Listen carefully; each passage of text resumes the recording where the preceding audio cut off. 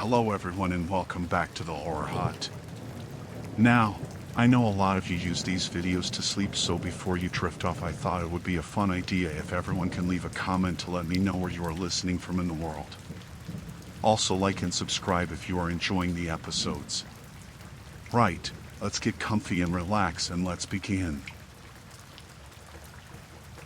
I had planned this trip for months. A solo hike through a park I'd heard was quiet and beautiful. I'm not exactly an outdoorsy person, but I thought getting away for a few days would clear my head.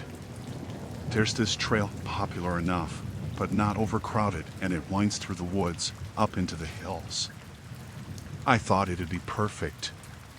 Just me, my backpack, and the sound of my boots on the path.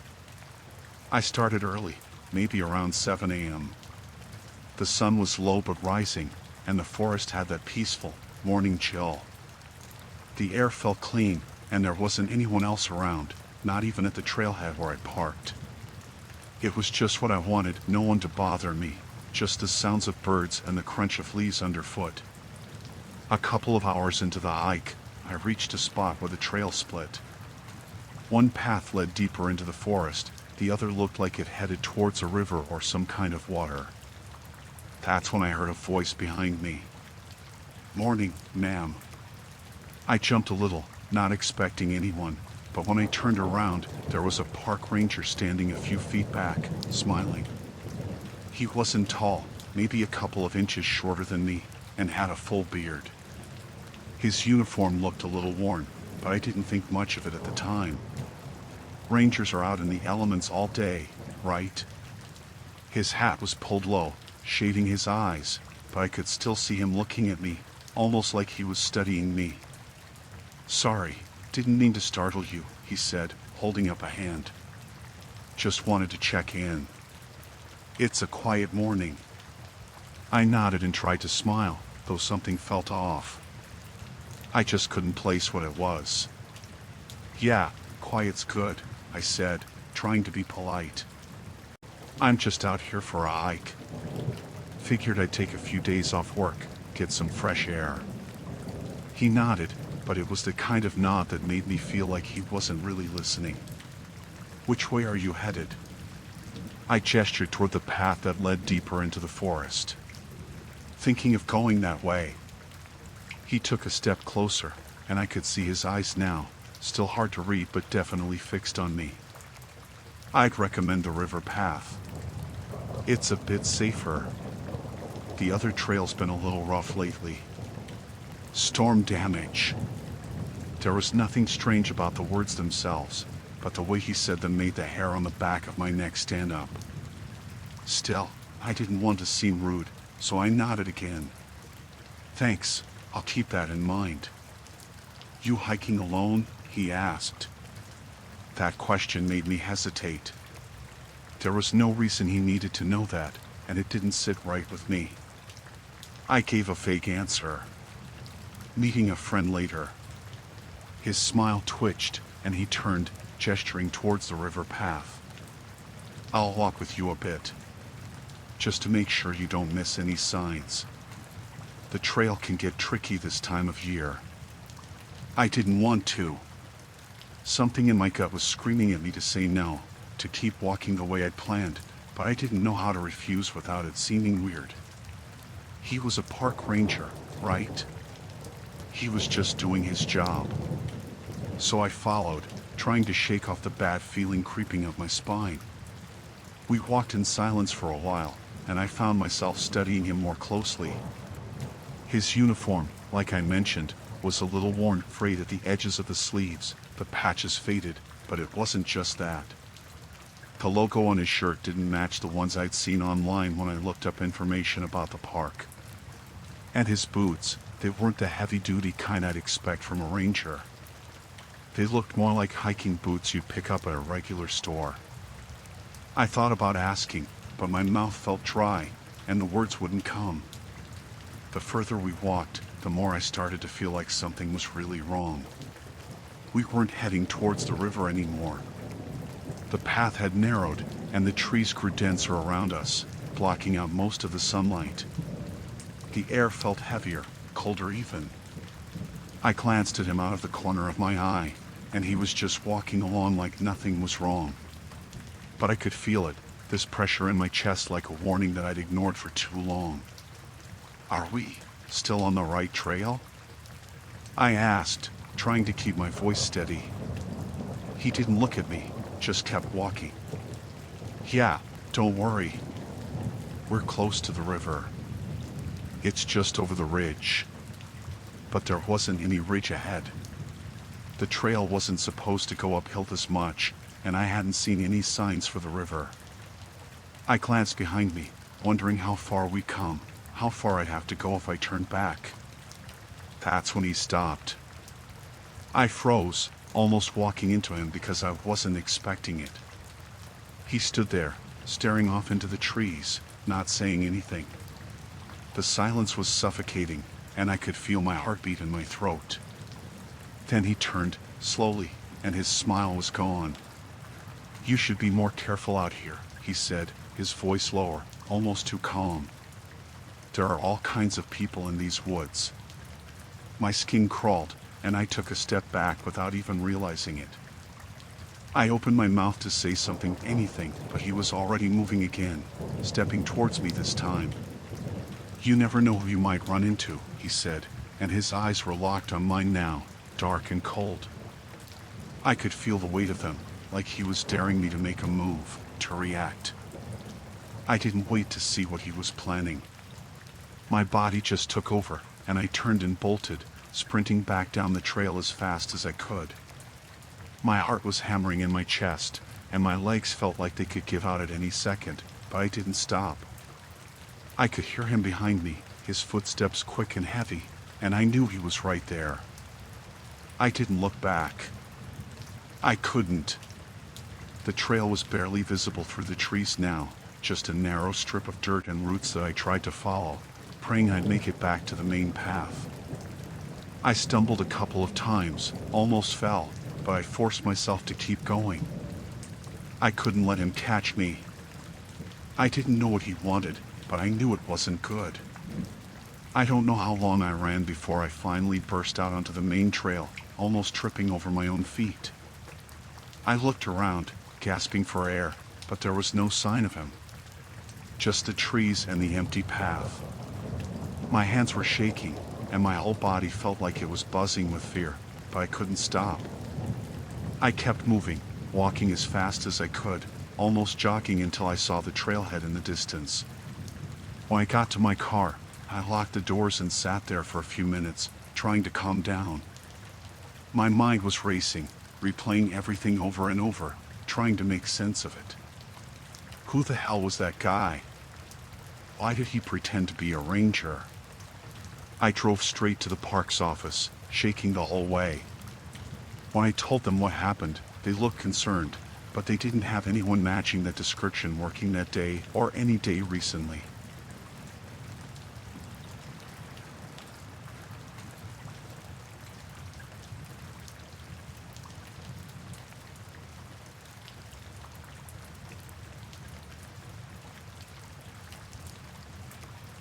I had been hiking all day. My legs were tired, and the sun was starting to dip low behind the trees. It wasn't my first time going out on a solo trip like this, but something about this forest felt different. It was quieter, for one. Normally, you'd hear animals or at least some birds, but that day, it was mostly just the crunch of leaves under my boots and the occasional wind through the branches. I'd planned on setting up camp before it got dark, but I had underestimated how thick the forest would get the deeper I went. The trail wasn't marked well, and I ended up losing it completely after a few hours. It wasn't anything I hadn't dealt with before. I figured I'd find a flat spot, set up my tent, and retrace my steps in the morning. That's when I saw the smoke. It wasn't a forest fire, just a thin column of smoke rising up from beyond a cluster of trees. I hadn't seen anyone else all day, so I figured it was some other hikers or campers who'd set up for the night. Maybe they had a better sense of where we were than I did, or at least could point me back to the trail. I could also use the company, to be honest. Something about being alone in the woods was starting to get under my skin. I walked toward the smoke, and after a few minutes, I saw them, 4 people sitting around a campfire. 2 men and 2 women, all of them in their 20s or 30s. They looked like regular campers, flannels, cargo pants, backpacks thrown haphazardly around. They didn't see me at first, so I called out to them. "Hey, mind if I join you guys?" All 4 of them turned to look at me at once, like they hadn't heard me coming. One of the men stood up first. He had dark hair and a scruffy beard, and he was holding a stick over the fire, roasting something that looked like meat. The others didn't move, just stared at me. "Sure," the bearded guy said, smiling after a beat.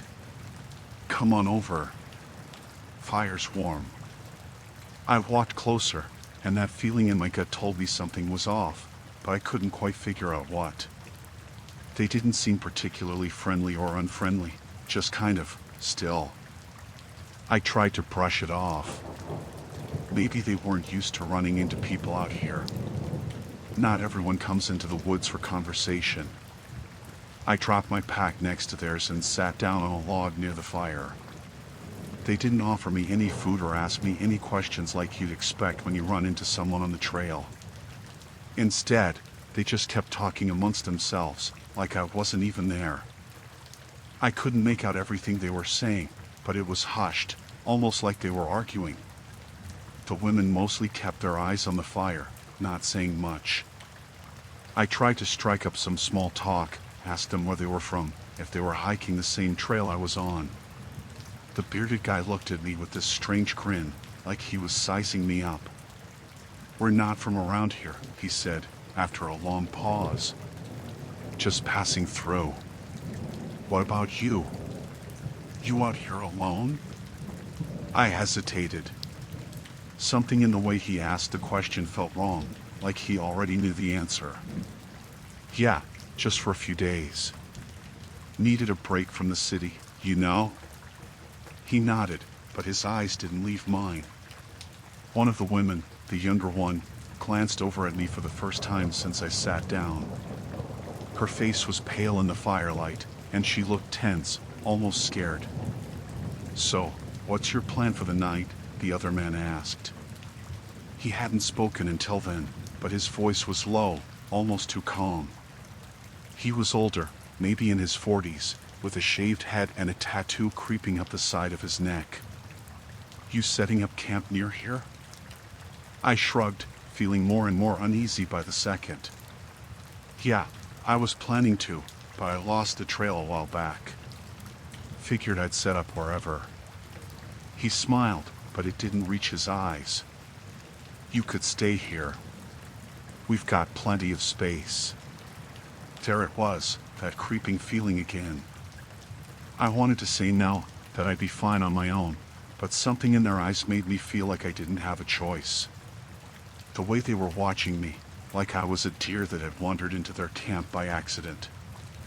I tried to laugh it off, hoping to lighten the mood. "I appreciate it, but I think I'll be all right. I've got my own gear." The bearded guy's smile faded a little, and he glanced over at the others. The younger woman shifted uncomfortably, her eyes darting between them. No one else moved. "You sure?" the man with the tattoo asked, his voice a little harder now. "Wouldn't want anything to happen to you out here. It gets pretty dark, and not everyone knows how to handle themselves in these woods." I could feel the tension in the air now, thick and heavy. My heart started pounding, and I could tell something was very wrong. These weren't hikers. They weren't campers either. I didn't know what they were, but I knew I needed to get out of there fast. "I think I'm good," I said, standing up slowly, trying to stay calm. "I should probably get going before it gets too late." As I bent down to grab my pack, I saw the bearded guy's hand move towards his side. My eyes flicked down, and I caught a glimpse of something shiny, a knife, half hidden under his jacket. My throat went dry, and I straightened up, trying not to show how scared I was. "All right, well, thanks for the fire," I said, my voice shaky. "Maybe I'll see you guys around." The man with the tattoo stood up too, taking a step towards me. "You sure you're leaving? We don't mind sharing the space." I backed up a few steps, my heart pounding so hard I could hear it in my ears. I couldn't run, not yet. They were watching me too closely.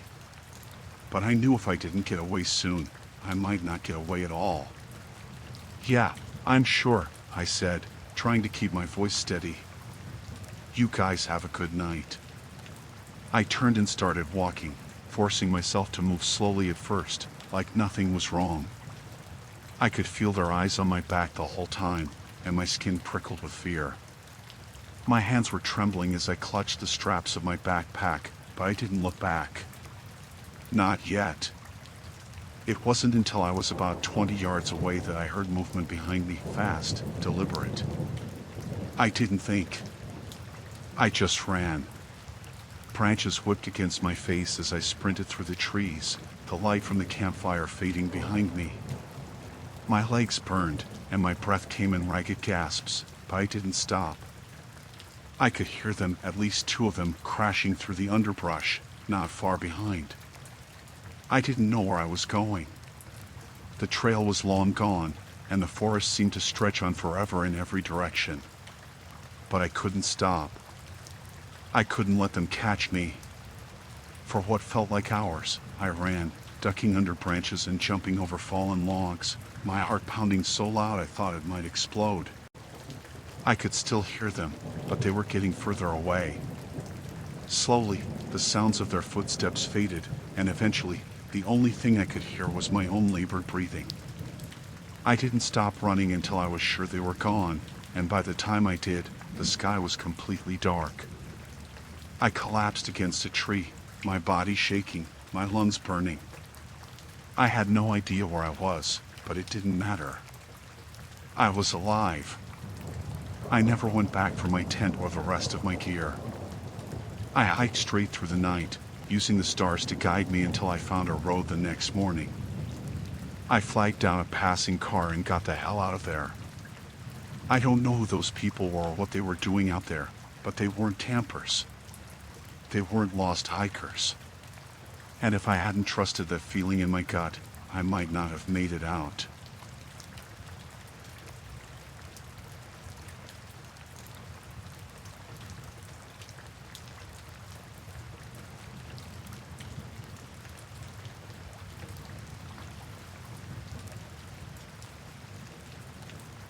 It was supposed to be an easy weekend hike, nothing intense. Just me and Aaron, my boyfriend, out on the trails. We had done this hike before, 2 hours in, then back to the car by late afternoon. I wasn't worried about anything, and Aaron, as always, was the confident one. He loved being outdoors, said it was the only time he felt relaxed. The day started off fine. We parked at the trailhead around 10 a.m., laced up our boots, and started walking. The weather was perfect, cool but not cold, with a clear sky. We didn't see many other hikers, just a few people heading back down the trail. That suited me just fine. I wasn't there for socializing. I just wanted to be with Aaron, breathe the fresh air, and enjoy the quiet. About an hour in, we stopped at this small clearing. It was a nice spot, with a little stream trickling by. We were both feeling good, so we took a short break. I sat down on a flat rock by the water to take off my pack, stretch a bit. Aaron stood nearby, checking his phone for signal, not that there was any out there. "I'm just going to grab some water from up the trail," Aaron said. "There's a better stream further up." I nodded, not really thinking much of it. He didn't go far, just out of sight around a bend in the trail. I figured I'd finish my water and meet him after I was done stretching. I wasn't in a rush. After about 10 minutes, I stood up, put my pack back on, and started walking in the direction Aaron had gone. I didn't see him right away, but again, I wasn't worried. The trail curved a bit, and the trees were dense. I assumed he'd just gone a little further than planned, maybe found something interesting to look at. He was like that, always wandering off, getting lost in whatever caught his eye. But after a few minutes of walking, I still didn't see him. I called out his name, expecting him to shout back or come jogging down the trail toward me, but there was nothing. Just the sound of the wind in the trees and the crunch of leaves under my boots. I started to feel this little knot of anxiety forming in my stomach, but I told myself not to freak out. Maybe he had just gone off the path to explore something. He wouldn't have gone far, right? I kept walking, calling his name again, a little louder this time. Still nothing. The further I went, the more that knot in my stomach grew. The trail was empty. No sign of anyone, let alone Aaron. I could feel my heart beating faster, and I picked up my pace, my eyes scanning the trees, the bushes, the ground for any sign of him. Then, about 20 minutes later, I saw someone ahead on the trail. Relief washed over me for a second, and I hurried forward, thinking it was Aaron coming back. But as I got closer, I realized it wasn't him. It was another man, maybe in his late 30s or early 40s. He was tall, wearing a jacket that looked too warm for the day, with a baseball cap pulled low over his face. His clothes were dirty, like he'd been out there for a while. He was just standing there, looking down at something on the ground, but when he heard me approach, he turned to face me. I tried not to show how startled I was by his sudden movement. "Hey," I said, trying to sound casual, though my voice came out shaky. "Have you seen my boyfriend?" He went ahead of me to get some water, but I can't seem to find him. The man stared at me for a moment, his eyes narrowing slightly. Then he nodded, but the way he did it felt slow, deliberate. "Yeah, I saw him," he said after a pause. "He went off the trail, back that way." He pointed behind him, toward the trees, away from the path. Something about the way he said it made my skin crawl. His voice was too calm, too flat. There wasn't any real urgency or concern in it, like you'd expect if someone saw someone else wandering off the trail and getting lost. "Are you sure?" I asked, glancing in the direction he pointed. There was no path, just thick woods. Aaron wasn't the type to just wander off without telling me, especially not into the dense part of the forest like that. He'd know better. The man shrugged, a weird half-smile forming on his face. "Yeah. Saw him go that way not too long ago. I think he was looking for something. Something about this guy felt wrong. The way he was looking at me, the way he was standing there, it all felt wrong. His body language was too casual for someone who'd just seen someone wander off into the woods. And why hadn't Aaron called out to me? He would have heard me shouting for him by now. My heart was racing, but I tried to keep my voice steady. "Did he say anything to you?" The man's smile faded a bit, and his eyes flicked down the trail for a split second before coming back to me. "No, he didn't. Just saw him go off in that direction. Maybe you should check it out." I took a step back, my mind racing. Something wasn't right here. I couldn't put my finger on it, but I knew I didn't want to be alone with this guy. My instincts were screaming at me to get away from him. "I think I'll just keep looking on the trail," I said quickly, trying to sound confident, even though I felt like my legs were about to give out. "Thanks for the help." I turned and started walking back the way I came, keeping my pace steady even though I wanted to break into a full sprint. I could feel his eyes on me, burning into my back, but I didn't look over my shoulder. I couldn't. After a few minutes, I finally dared to glance back. He was gone. The trail behind me was empty. I didn't know if he had gone off into the woods or if he was following me, staying out of sight, but I didn't care. I just kept moving, faster now. My mind was spinning. Where the hell was Aaron? Why hadn't he called out? What if something had happened to him? What if that guy had done something to him? The more I thought about it, the more panicked I became. I knew I needed to find help, but we were miles away from the trailhead, and I hadn't seen another person all day except for that man. My phone had no signal, and the sun was starting to dip lower in the sky. I could feel the pressure building in my chest, the fear clawing at the edges of my mind, but I forced myself to stay focused. I had to find Aaron. I had to. I walked for what felt like hours, shouting his name, listening for any sign of him. The forest seemed darker now, the trees closing in around me.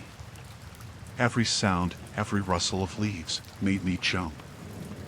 I kept expecting to see that man again, to hear his voice behind me, but there was nothing.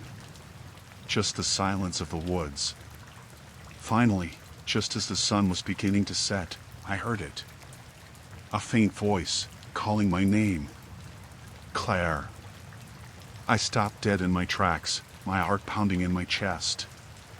It was Aaron's voice, but it was weak, distant. I turned toward the sound, and there, off the trail, I saw him. He was leaning against a tree, holding his side, his face pale and covered in sweat. Aaron. I ran to him, my fear giving way to relief. But as I got closer, I saw the blood. His shirt was torn, and there was a deep gash along his ribs. What happened? I asked, my voice trembling as I knelt beside him. He winced, shaking his head. I don't know. I was getting water, and then someone came up behind me. Hit me. I think they had a knife. I felt sick. My hands were shaking as I pressed them to his wound, trying to stop the bleeding. We need to get you out of here. Can you walk? Aaron nodded weakly, but I could see the pain in his eyes. He tried to stand, leaning heavily on me for support, but we both knew he wouldn't make it far. Who did this to you? I asked, though I already knew the answer. Aaron looked at me, his face tense. I didn't see him, but I heard him. He was talking to someone else. They're still out there. That man. He hadn't been alone. My stomach dropped, and I felt a cold wave of fear wash over me. I scanned the trees, my eyes darting from shadow to shadow, but there was no one there. At least, not that I could see. We need to move, I said, my voice barely above a whisper. Now! We stumbled back toward the trail, every step feeling like it took hours. Aaron was weak, barely able to keep himself upright, and I was terrified that at any moment we'd hear those voices again. But we didn't stop. We couldn't stop. By some miracle, we made it back to the trailhead just as the last bit of daylight disappeared. I didn't see anyone else on the way down, and we didn't hear those voices again, but I knew they were out there. Somewhere. I never found out who they were or what they wanted.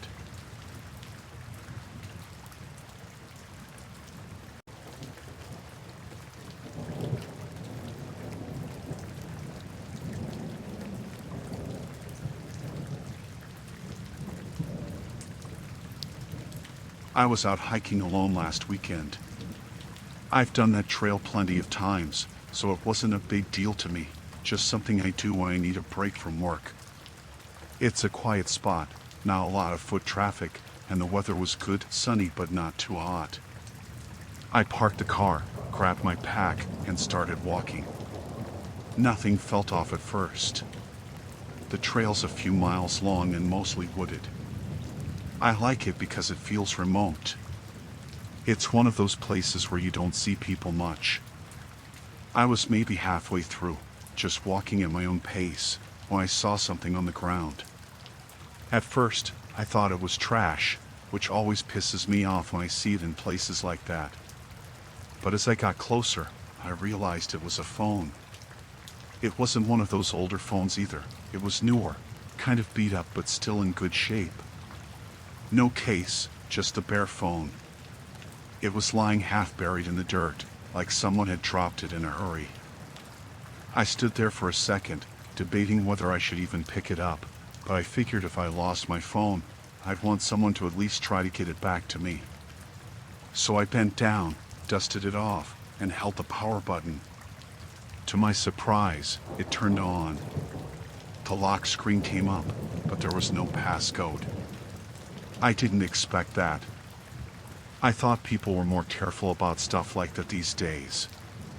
Anyway, I figured I'd go through the contacts, see if I could find some kind of emergency contact or number to call.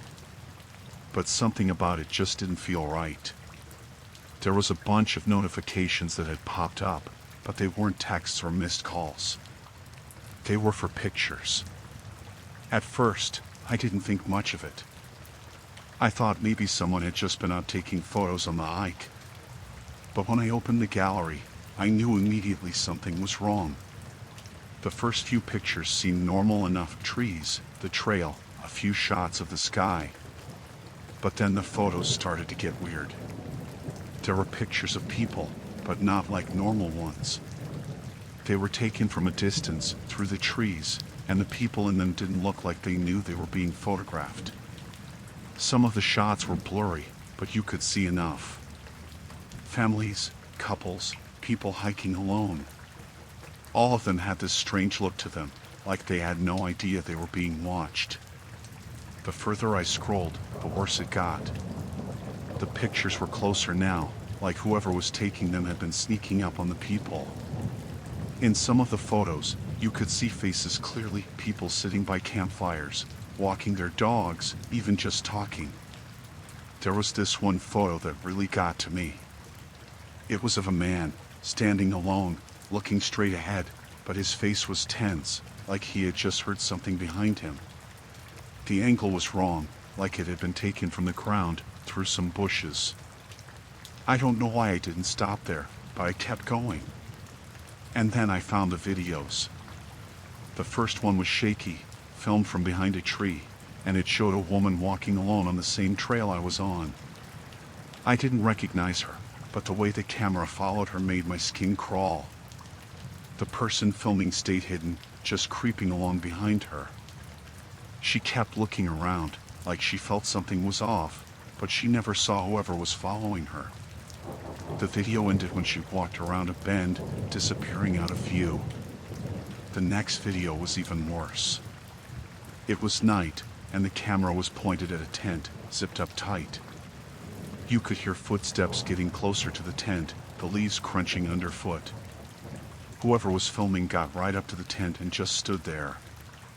You could hear breathing, but nothing else happened. They didn't go in, didn't say anything. They just stood there, watching.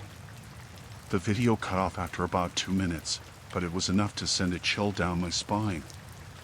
I stopped scrolling after that. My hands were shaking, and I realized I'd been standing in the same spot for way too long. I stuffed the phone in my pocket, suddenly feeling exposed out there by myself. I looked around, but the woods were still quiet. Too quiet. I started walking again, faster now, my heart racing. I couldn't shake the feeling that someone was out there, watching me, just like in the videos.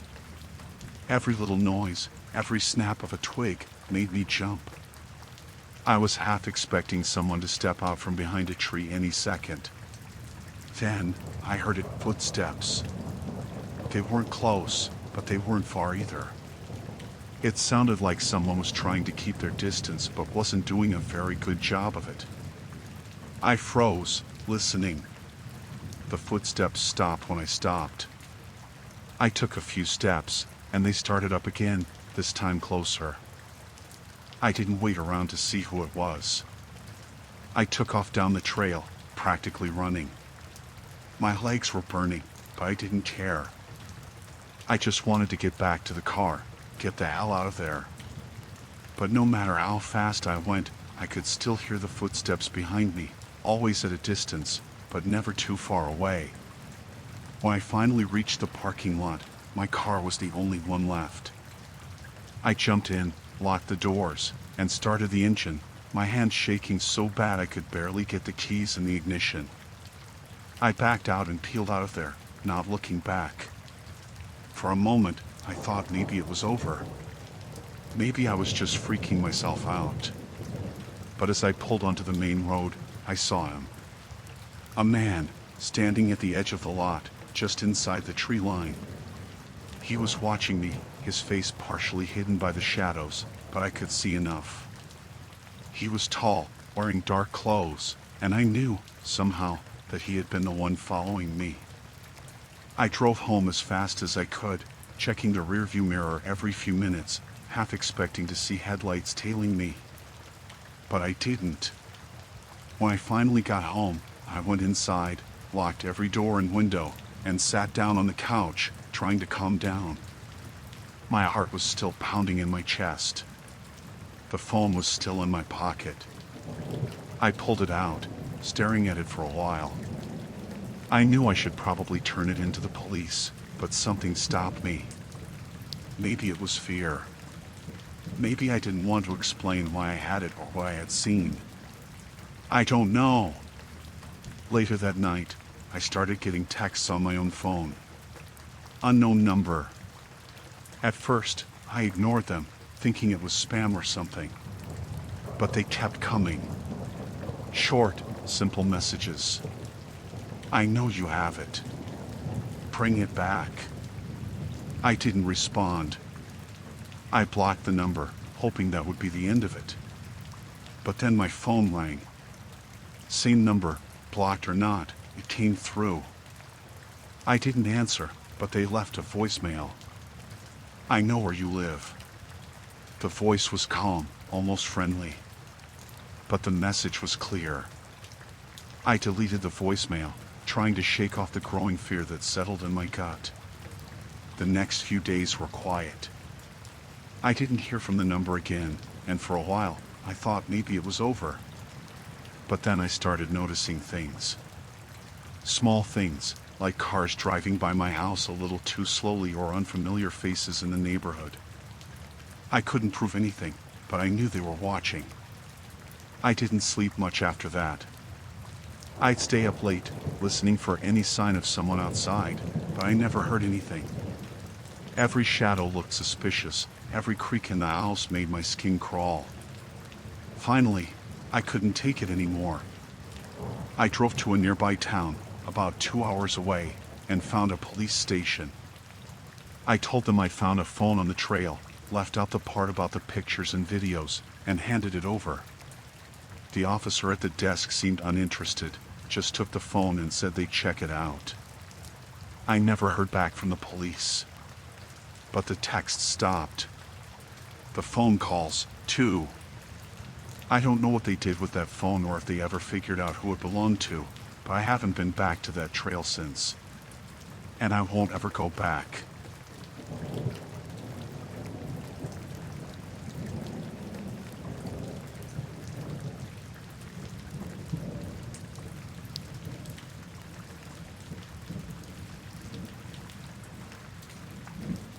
I have always loved hiking. It's been something I do to clear my head after long work weeks. I moved to this area a few months ago, and the trails here are beautiful. They're remote, but not so remote that you feel totally alone. Sometimes I see other hikers, people out with their dogs, and it always feels normal, safe.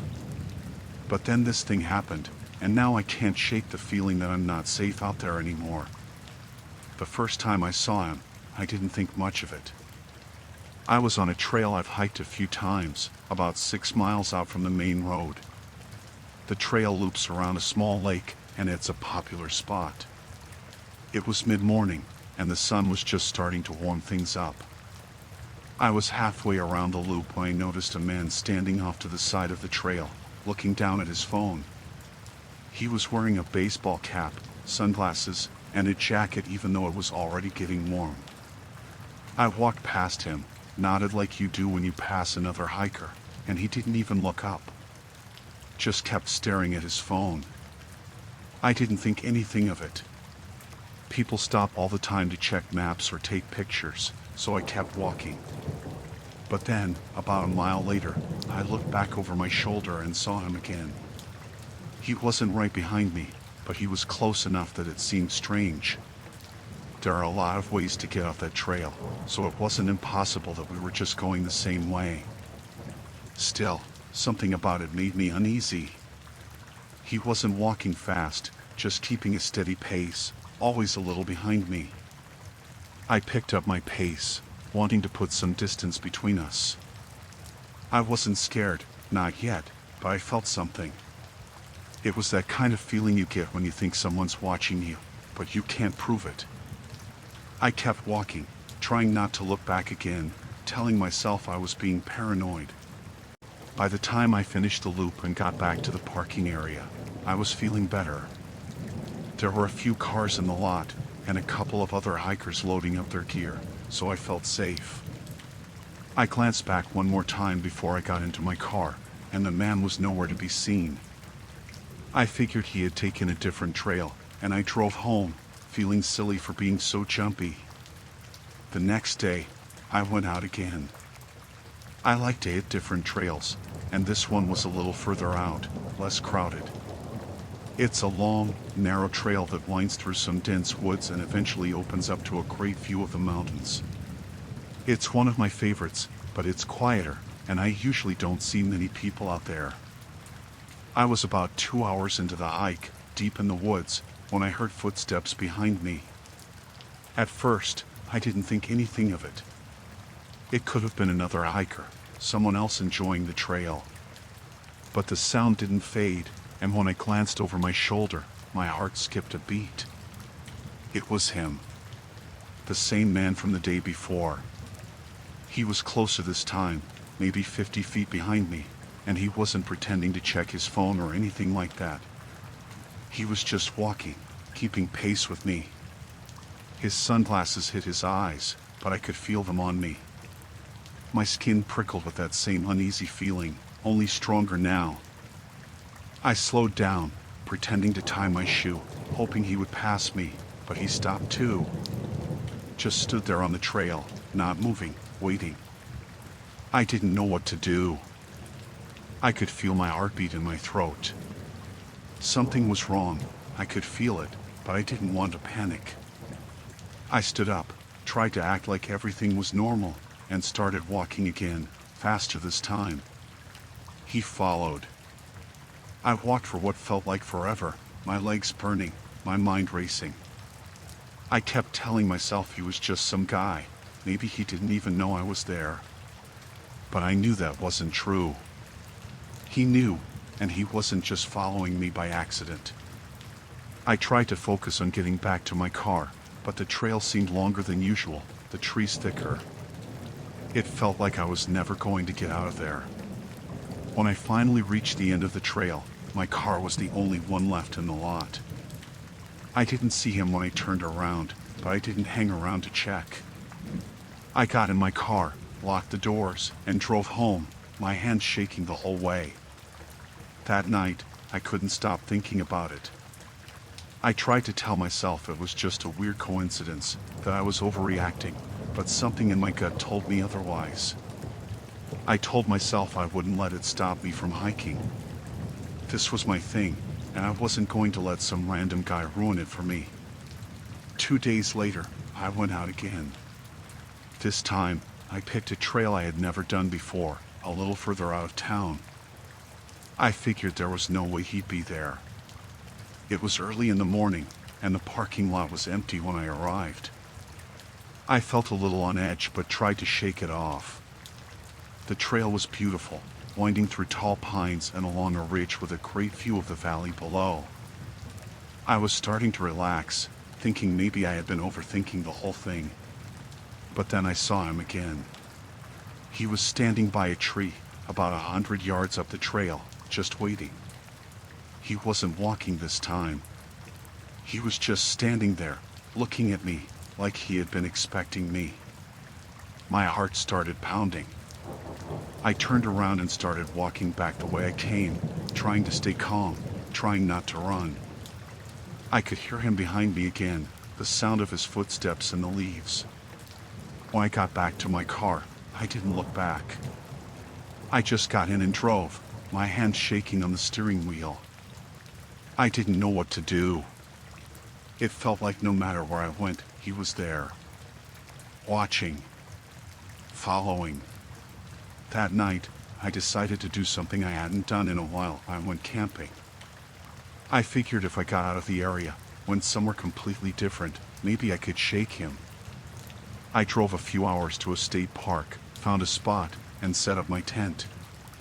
It was peaceful out there, no sign of anyone. I felt safe for the first time in days. But that feeling didn't last long. It was late, and I was sitting by the fire, listening to the sounds of the woods. It was quiet, just the crackle of the fire and the occasional rustling of leaves. I was starting to relax, thinking maybe I had finally gotten away from him. But then I heard it. Footsteps. I froze, listening. They were faint, slow, coming from the direction of the trail that led to my campsite.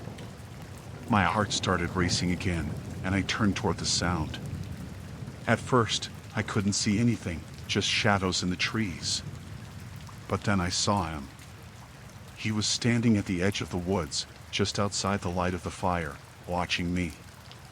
He didn't move, didn't say anything. He just stood there, like he was waiting for something. My skin crawled, and I felt sick to my stomach. I didn't know what to do. I was alone, miles from anyone, and he was just standing there, staring at me. I grabbed my phone, my hand shaking, and dialed 911. But before I could hit call, he took a step forward. "Don't," he said, his voice low and calm. I froze, my finger hovering over the call button. "I don't want to hurt you," he said. "I just want to talk." I didn't believe him. I could see it in the way he stood, the way he looked at me. He wasn't here to talk. I stood up slowly, keeping the fire between us. "You've been following me," I said, my voice trembling. He didn't deny it. He just smiled, a slow, eerie smile that sent a chill down my spine. "I've been watching," he said. "You're interesting." I didn't know what he meant by that, but I didn't want to find out. I backed up slowly, toward my car, keeping my eyes on him. My heart was pounding in my chest, and I could barely breathe. He took another step forward, still smiling, still calm. "You don't need to be afraid," he said. "I just want to talk." I didn't wait for him to get any closer. I turned and ran to my car, fumbling with the keys as I unlocked the door. I jumped in, locked the doors, and started the engine, my hand shaking so badly I could barely get the key in the ignition. As I backed out of the campsite, I looked in the rearview mirror. He was still standing there, just outside the light of the fire, watching me drive away. I didn't stop driving until I was hours away, back in the safety of my own home. I don't know who he was or why he was following me, but I haven't been back on the trail since. And I don't think I ever will.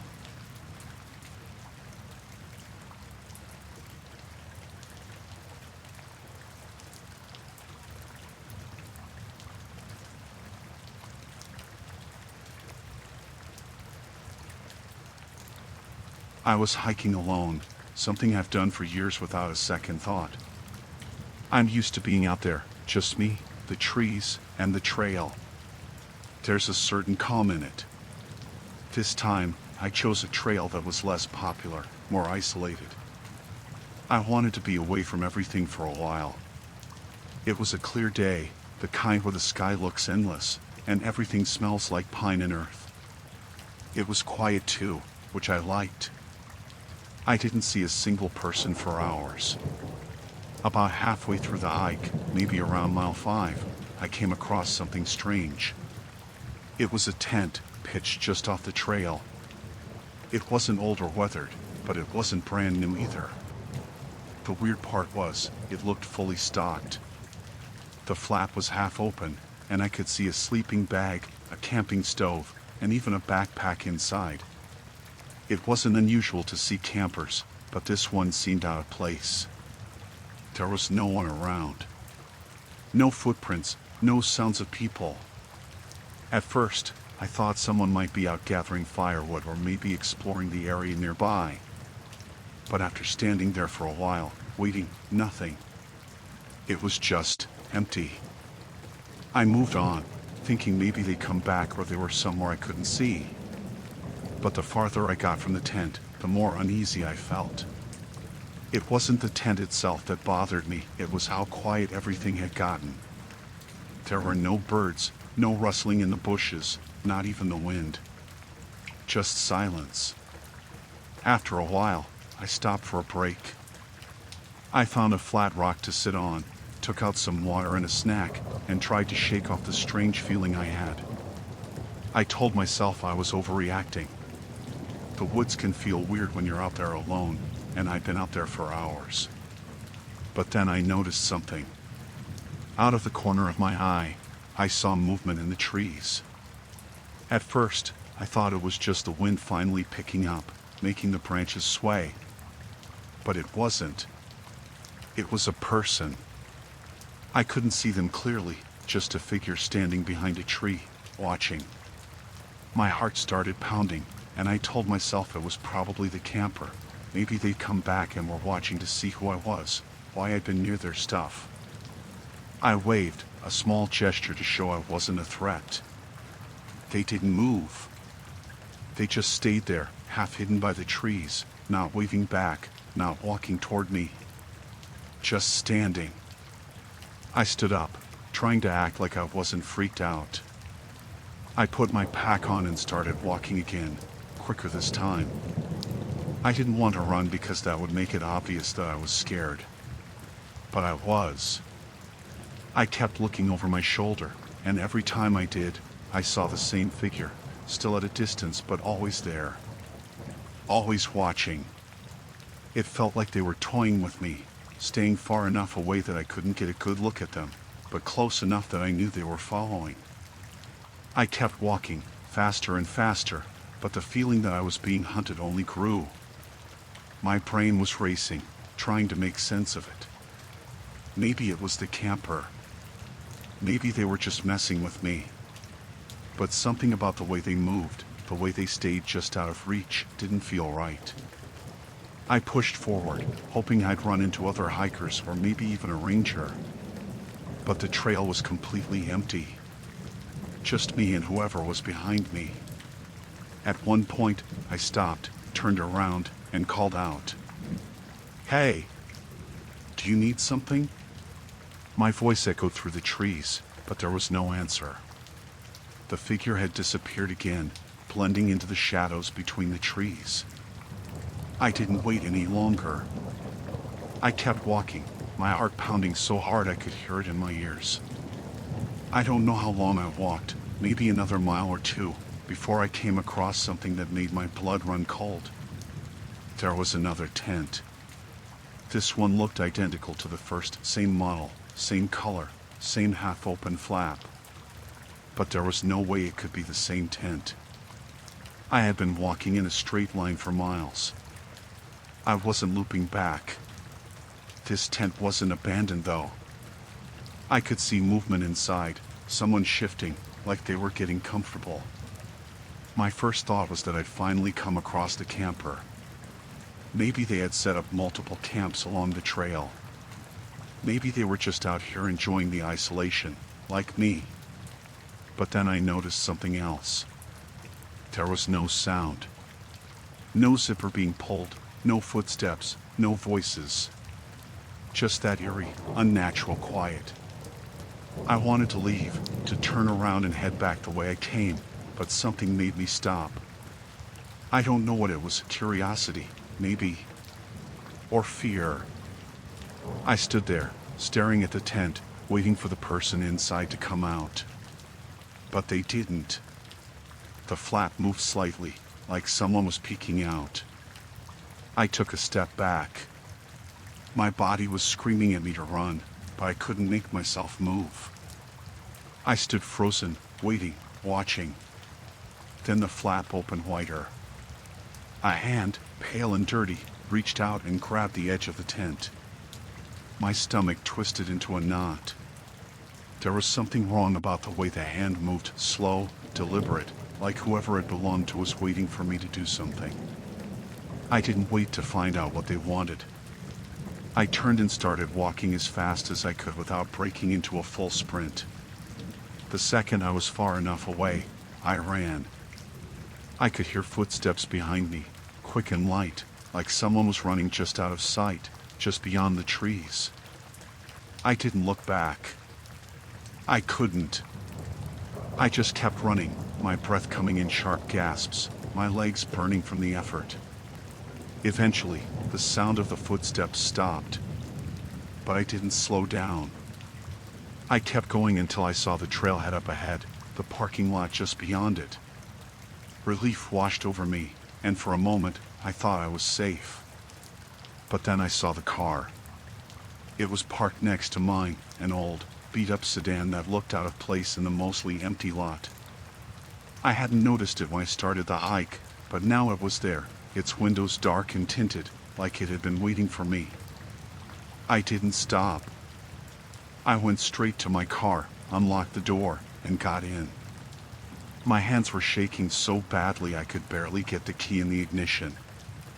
I started the engine and pulled out of the lot, glancing in the rearview mirror as I drove away. The sedan didn't follow me. But I couldn't shake the feeling that whoever had been in that tent, whoever had been watching me, wasn't far behind. I haven't been back to that trail since. I haven't been hiking at all, actually. Every time I think about going back, I remember the way that hand moved, the way the footsteps followed me but never got close enough for me to see. And I remember the tent, identical to the first, like it had been waiting for me. Like they knew I was coming. I don't know who they were or what they wanted, but I'm not going back to find out.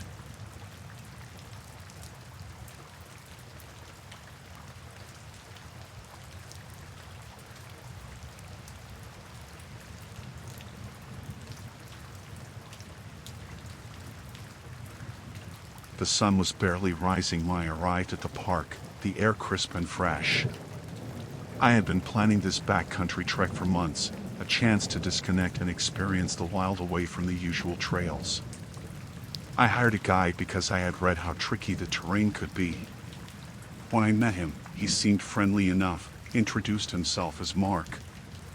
He had a rugged appearance, a well-worn hat, and a backpack that looked like it had seen its share of adventures. As we set out, I felt a mix of excitement and nerves. The first part of the hike was straightforward. Mark pointed out various plants and shared facts about the wildlife. I tried to pay attention, but my mind wandered. The deeper we went, the more I felt the isolation. There were no other hikers around, just the sound of our footsteps and the rustle of leaves in the wind. After a couple of hours, we reached a fork in the trail. The marked path veered left, leading toward a beautiful lake. I had read about it in brochures. It was supposed to be stunning.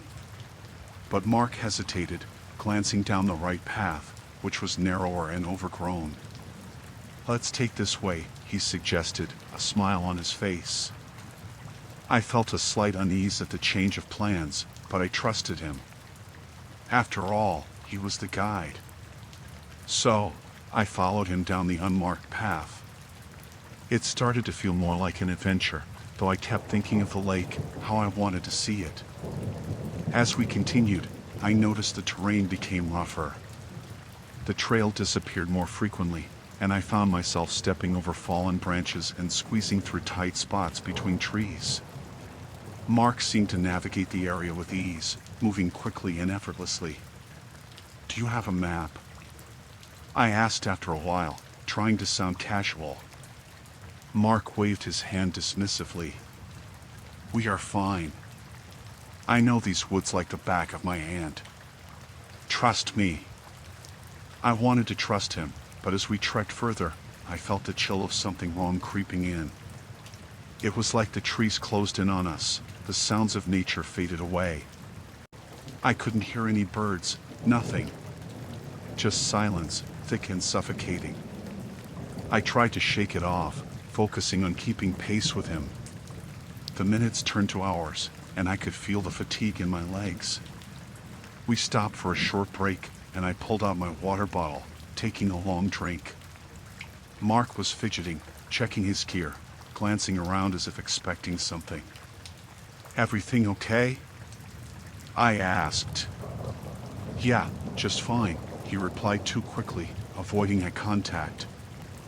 I felt a knot tightening in my stomach. There was an edge to his voice that I hadn't noticed before. After the break, we pressed on. Soon, we came across a small clearing. It seemed odd to me, like it didn't fit with the rest of the forest. There were broken branches scattered about, and the ground was disturbed. Mark looked around, then turned to me with an unsettling grin. "Isn't it beautiful here?" he asked. I nodded hesitantly, trying to ignore the unease blooming inside me. "Yes, very." We walked further into the clearing. I was about to suggest we head back to the trail when I spotted something out of the corner of my eye. A small red object half buried in the dirt. I knelt down to inspect it, brushing away the dirt. It was a child's backpack, worn and faded. Panic rushed through me as I looked up at Mark, who was now watching me intently. "Where did this come from?" I asked, my voice shaking slightly. He stepped closer, the smile fading. "It's just trash. Let's move on." But something in his tone made my skin crawl. I stood up, clutching the backpack tightly. "We should report this when we get back." Mark took a step back, his demeanor shifting completely. "No, we shouldn't. It's nothing. Just a distraction." "Distraction?" My heart raced, and I took a step back, feeling the urge to turn around and run. "Listen," he said, his voice low and serious. "You don't want to be here. We should keep going." I felt my breath quicken, fear clawing at my chest. "Why are we going off the trail?" He took another step closer. "Because it is safer this way. There are people in these woods who don't like visitors." I was paralyzed, uncertainty flooding my mind. Who was this man? What did he mean by that? "Let's go back," I said firmly, turning to retrace my steps. But he grabbed my arm, his grip tight and unyielding. "You don't understand. They are watching. If we go back now, we will be seen." I yanked my arm away, adrenaline surging through me. "Let go of me." He hesitated, eyes darting around as if he was afraid someone was indeed watching us. I didn't give him a chance to react. I turned and started running back toward the way we came, heart pounding and legs burning. I could hear him calling after me, but I didn't stop. I pushed through the branches whipping against my skin, the backpack still in my hand. I felt like I was being hunted, like he was right behind me. "Wait," he shouted, but I could tell his voice had lost its friendly tone. It was sharper, demanding. "You need to stay with me." I didn't look back. I just ran. I couldn't hear anything but the sound of my own heartbeat and the rustling leaves. I didn't stop until I reached the spot where the trail split. I wanted to scream, wanted to alert someone, anyone. I chose the marked path toward the lake, the familiar trail that I hoped would lead me to safety. As I stumbled onto the main trail, I saw two hikers in the distance. Relief flooded over me. I rushed toward them, gasping for breath. "Help! There's a man back there!"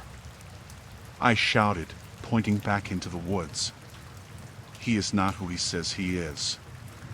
The hikers exchanged glances, concern evident on their faces. "Are you okay?"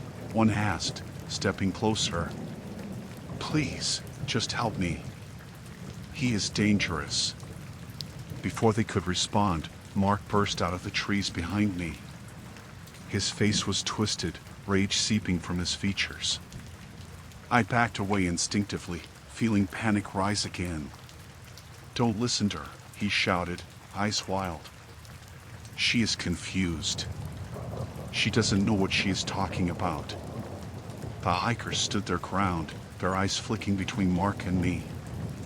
What is going on? One asked, trying to assess the situation. Get away from her. Mark's voice was sharp, demanding. Just leave her alone, the other hiker shouted back, stepping closer to me. I felt a rush of gratitude for them being there, but fear still gripped me as Mark took a step forward. You don't understand. She is lost. She was never meant to be here. With that, the other hiker pulled out their phone and began dialing. I'm calling for help, they said firmly. Mark's demeanor shifted completely. Panic spread across his face. I watched him weigh his options. In an instant, he turned and fled back into the woods, moving quickly like a shadow vanishing. The hikers stayed by my side, ensuring I was all right. I explained everything, my words spilling out in a rush. They listened intently, and soon, a park ranger arrived after I had called for help. The ranger took my statement, assured me I was safe now. They organized a search for Mark, and although I was shaken, I felt a wave of relief wash over me. As I left the woods behind, I couldn't shake the feeling that I had escaped something far worse than I could comprehend.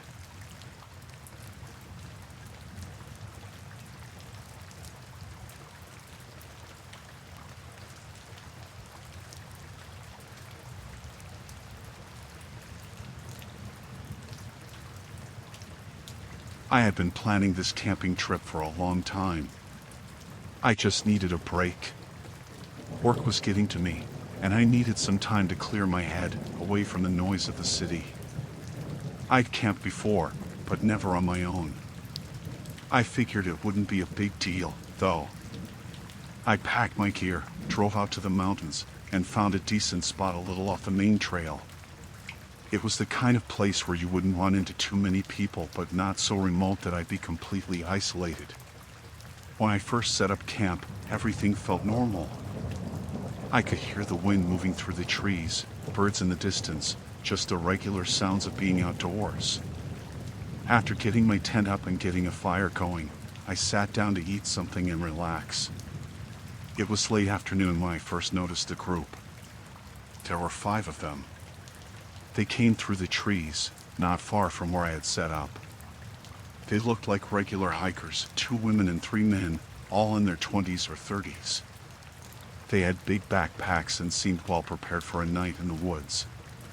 They smiled and waved as they walked by, and I waved back.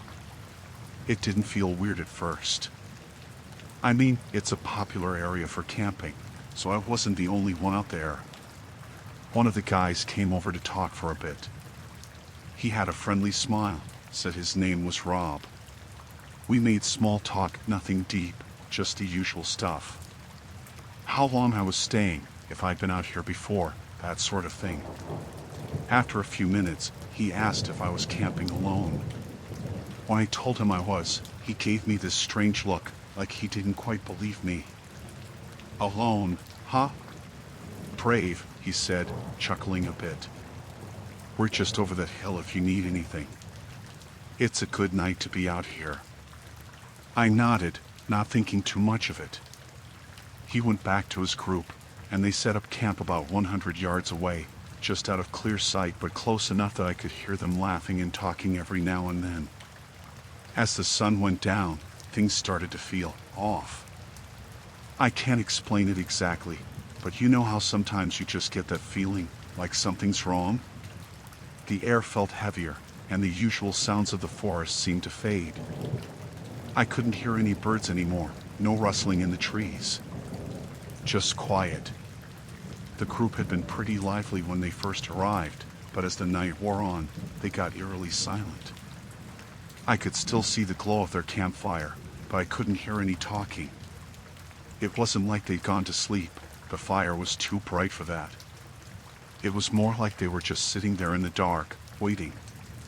I tried to brush it off and went into my tent to sleep, but I couldn't shake this weird feeling that something was wrong. I laid there for a while, listening. Every now and then, I thought I heard movement outside, but it was hard to tell if it was just the wind or something else. I kept telling myself I was just being paranoid, that they were probably just tired or enjoying the quiet. Sometime in the middle of the night, I woke up to a sound outside my tent. It was soft, like someone was stepping lightly around the campsite. My heart started racing, and I held my breath, listening as closely as I could.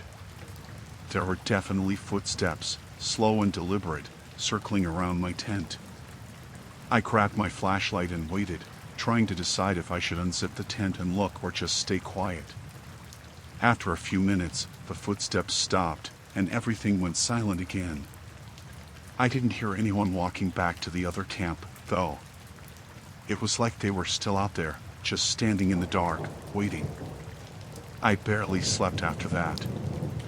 I kept the flashlight in my hand, ready to turn it on at any sound, but nothing else happened.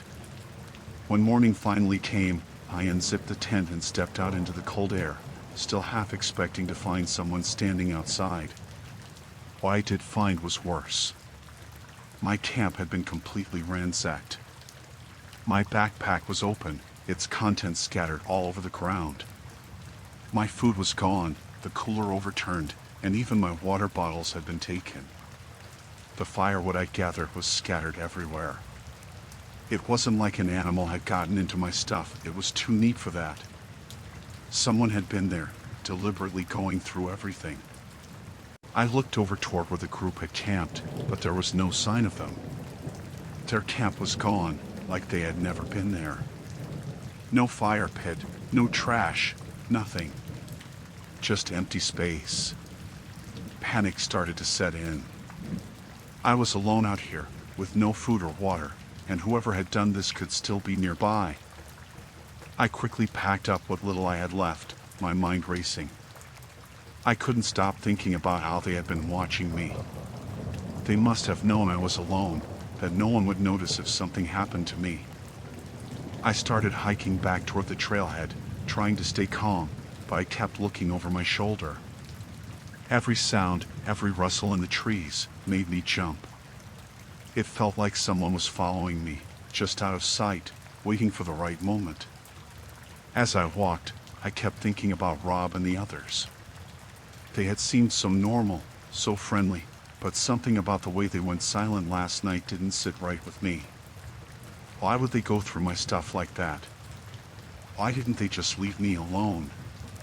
By the time I reached the trailhead, my nerves were shot. I got to my car, threw my gear in the back, and drove away as fast as I could. The whole drive home, I couldn't stop thinking about how close I had come to something. I don't know what their intentions were, but it couldn't have been good. I've camped plenty of times before, but this was different. Something about that group, about the way they watched me, the way they acted. I don't know. I just know I'm never camping alone again. There are too many things that can happen out there, too many people you don't know and can't trust. Looking back, I wish I had just packed up and left as soon as I got that feeling. I wish I had trusted my gut. Maybe it was nothing. Maybe I was just overthinking it. But maybe not. Maybe those people weren't there by accident, and maybe they had plans that night that I was lucky enough to escape from. I've been thinking about it a lot since then. I don't know what they were hiding or what they wanted from me, but I'm just glad I got out of there when I did. It could have gone very differently, and I can't shake the feeling that, if I hadn't woken up when I did, I wouldn't have been telling this story.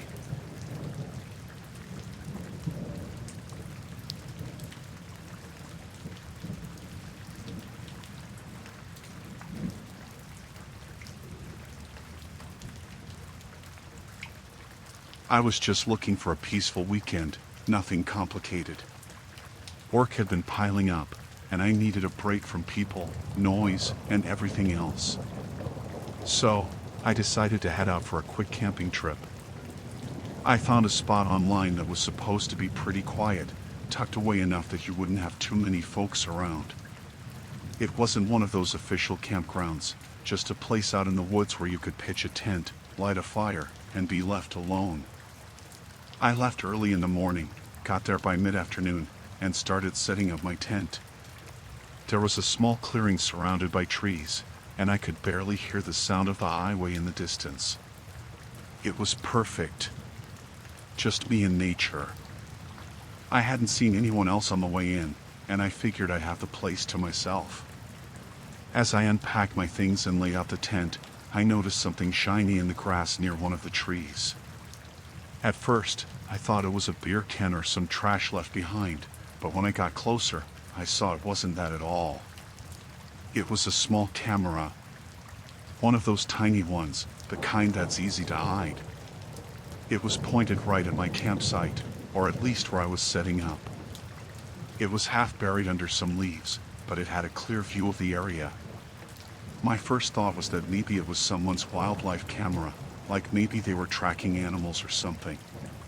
But it was weird because it wasn't attached to anything, it was just sitting there, facing my direction, pointed right at me. I picked it up, and that's when I realized it was still on. The red light on the side was blinking. I don't know much about cameras, but I know enough to recognize that it was recording. The first wave of unease hit me then. There was no reason for a camera like that to be pointed at a random campsite in the middle of nowhere. I looked around, trying to see if there were any other signs of someone nearby. But everything was still, just trees and the sound of the wind. I stood there, holding the camera, wondering what to do. Part of me thought I should just leave, pack up, and get out of there. But I told myself I was being paranoid. Maybe it was nothing, just some weird coincidence. I decided to check out the area a bit more, just to see if I could find any explanation for it. I walked around the clearing, staying close to the edge where the trees thickened. After a few minutes, I noticed something else, another camera, this one a little further into the woods. It was hidden better, mounted up in a tree, but it was also facing my campsite. My heart started pounding then. This wasn't just some random camera left behind. Someone had set these up intentionally. I felt exposed, like whoever had set these up could be watching me right now. The thought sent a shiver down my spine. I tried to shake it off, telling myself to stay calm. There was probably a simple explanation for this. Maybe it was some kind of prank. But the longer I stood there, the more I realized how isolated I was. There was no one else around, no one who could help if something went wrong. I went back to my tent and grabbed my phone, but of course, I had no service. I thought about driving back toward the highway to call someone, but I didn't want to leave my stuff behind. What if whoever was watching came back while I was gone? I started packing up my things, just to be safe, when I heard a branch snap. It was close. Too close. I froze, listening, straining to hear any other sound. For a moment, there was nothing, just the wind and the leaves rustling. Then I heard it again, another snap, followed by the sound of someone moving through the brush.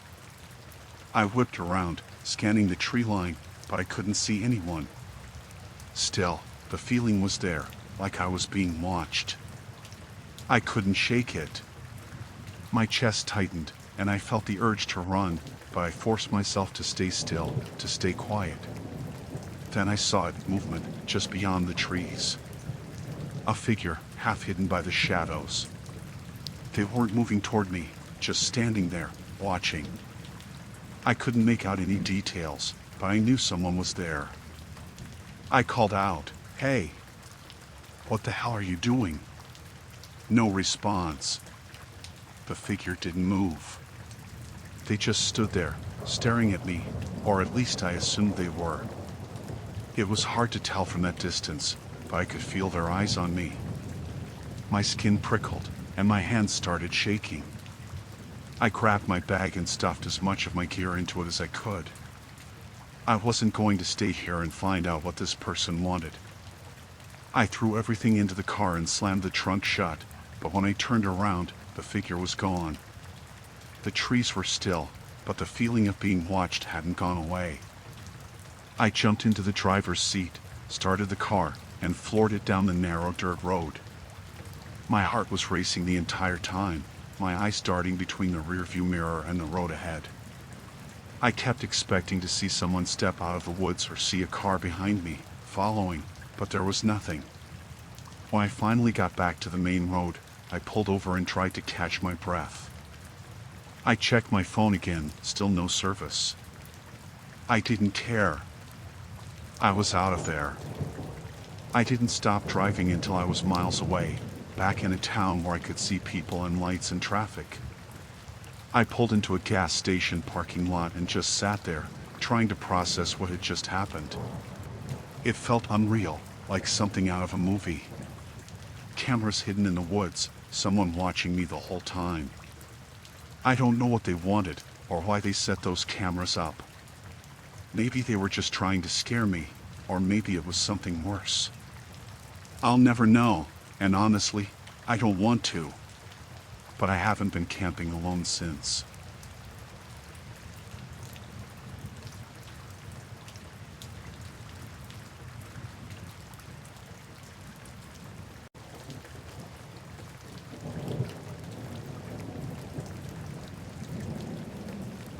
I've done a lot of solo camping in my life, mostly because I like the peace and quiet. It helps me clear my head, you know? When you're out in the woods, it feels like the rest of the world fades away. No noise, no people.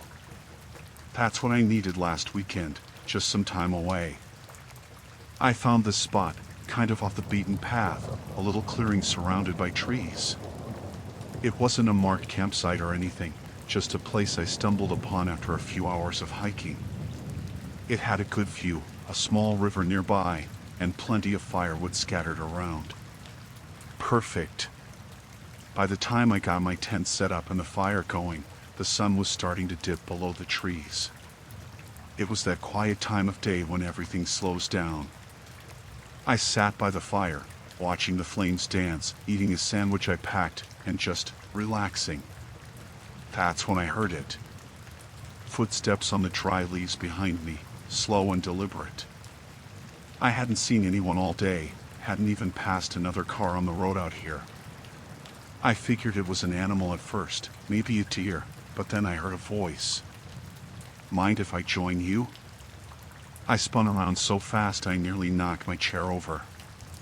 There was a guy standing just at the edge of the clearing, barely lit by the glow of the fire. He was tall, probably in his late 40s, with a beard and a worn-out jacket. He had a backpack slung over one shoulder and a walking stick in his hand. He didn't look dangerous exactly, but something about him felt off. Maybe it was the way he appeared out of nowhere, or the fact that he was just standing there, watching me. I didn't want to be rude, though. It was public land, and for all I knew, he could have been another hiker just passing through. I nodded, gesturing to the fire. Sure, I said, trying to keep my voice steady. There's plenty of room. He stepped forward and sat down across from me, a little too close to the fire for my liking, but I wasn't about to say anything. He set his backpack down and started warming his hands, not saying a word for a long time. So, what brings you out here? He asked finally, looking at me across the flames. I shrugged. Just needed a break from things. Wanted some quiet, you know? He smiled, but it didn't reach his eyes. Yeah, I get that. It's hard to find quiet these days. The conversation started out normal enough. He told me he'd been hiking for a couple of days, just going from one spot to another, camping where he could. He asked me about my trip, where I'd parked, how long I was planning on staying. I answered, but I was careful not to give too many details. Something about his questions didn't sit right with me. They weren't the kind of things a fellow camper would ask. It was like he was trying to figure out how far away my car was, how long I'd be out here, and if anyone was expecting me back. How long you staying? He asked after a while, poking at the fire with a stick. Just tonight, I said, which wasn't true. I had planned on staying the weekend, but I didn't want to tell him that. He nodded slowly, staring into the fire. Yeah, smart. You don't want to stay too long. You never know who's out here. That made my stomach turn. The way he said it, so casual, like he knew something I didn't. I forced a laugh, trying to keep things light, but inside, I was starting to feel trapped. It was just me and this guy, out in the middle of nowhere. No one else around. I hadn't seen a soul all day, and suddenly this guy shows up, acting weird. I told myself to calm down, that I was overreacting. But I couldn't shake the feeling that something was wrong. I decided to call it a night, hoping he'd take the hint and leave. I think I'm gonna turn in, I said, standing up and stretching. Long day, you know? He didn't move. Just kept sitting there, staring at the fire. You mind if I stay a little longer? He asked, not looking at me. I like the fire. It's nice. I hesitated, not sure what to say. I didn't want him hanging around my camp while I was sleeping, but I didn't know how to tell him to leave without making things weird. I guess that's fine, I said, though everything inside me was screaming no. Just don't stay too long, okay? He nodded but didn't say anything else. I went to my tent, unzipped it, and crawled inside. I left the flap open a little so I could keep an eye on him. I laid there in my sleeping bag, watching him through the small opening, waiting for him to leave. He didn't. Instead, he just sat there, staring at the fire, not moving, not saying anything. The longer I watched him, the more uneasy I felt. He wasn't acting like a normal person. There was no reason for him to stay there that long, especially after I told him I was going to bed.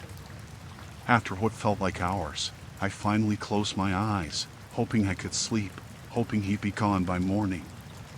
But I couldn't. Every time I drifted off, I'd hear a noise, a twig snapping, the crackle of the fire, and I'd wake up, my heart pounding. At some point, I must have dozed off, because when I opened my eyes again, the fire was just embers. The man was still sitting there, barely visible in the dim light. But now, he wasn't looking at the fire. He was looking at my tent. I froze, my breath catching in my throat. He was just sitting there, staring directly at me, like he knew I was awake. My heart was racing so fast I thought it might burst out of my chest. I didn't know what to do. If I stayed in the tent, I was trapped. If I tried to leave, who knew what he'd do? I reached for my phone, my hand shaking. No service. Of course. I was too far out for that. I thought about making some noise, trying to scare him off, but I didn't want to provoke him. I didn't know what he was capable of. For what felt like hours, we stayed like that, me lying in my tent, pretending to be asleep, and him sitting by the fire, watching me. I didn't move, didn't breathe too loudly. I just waited, hoping he'd lose interest and leave. Finally, after what felt like an eternity, he stood up. He stretched, yawned, and then walked over to where he'd left his backpack. I thought he was going to leave, but then he stopped. He turned and looked at my tent one last time, and for a moment, I thought he was coming toward me. But then he just shook his head, muttered something under his breath, and walked off into the woods. I waited, listening to the sound of his footsteps fading into the distance, until I couldn't hear him anymore. I didn't sleep after that. I packed up as soon as it was light enough to see and got out of there. I don't know what that guy wanted, but I know it wasn't just a friendly chat by the fire.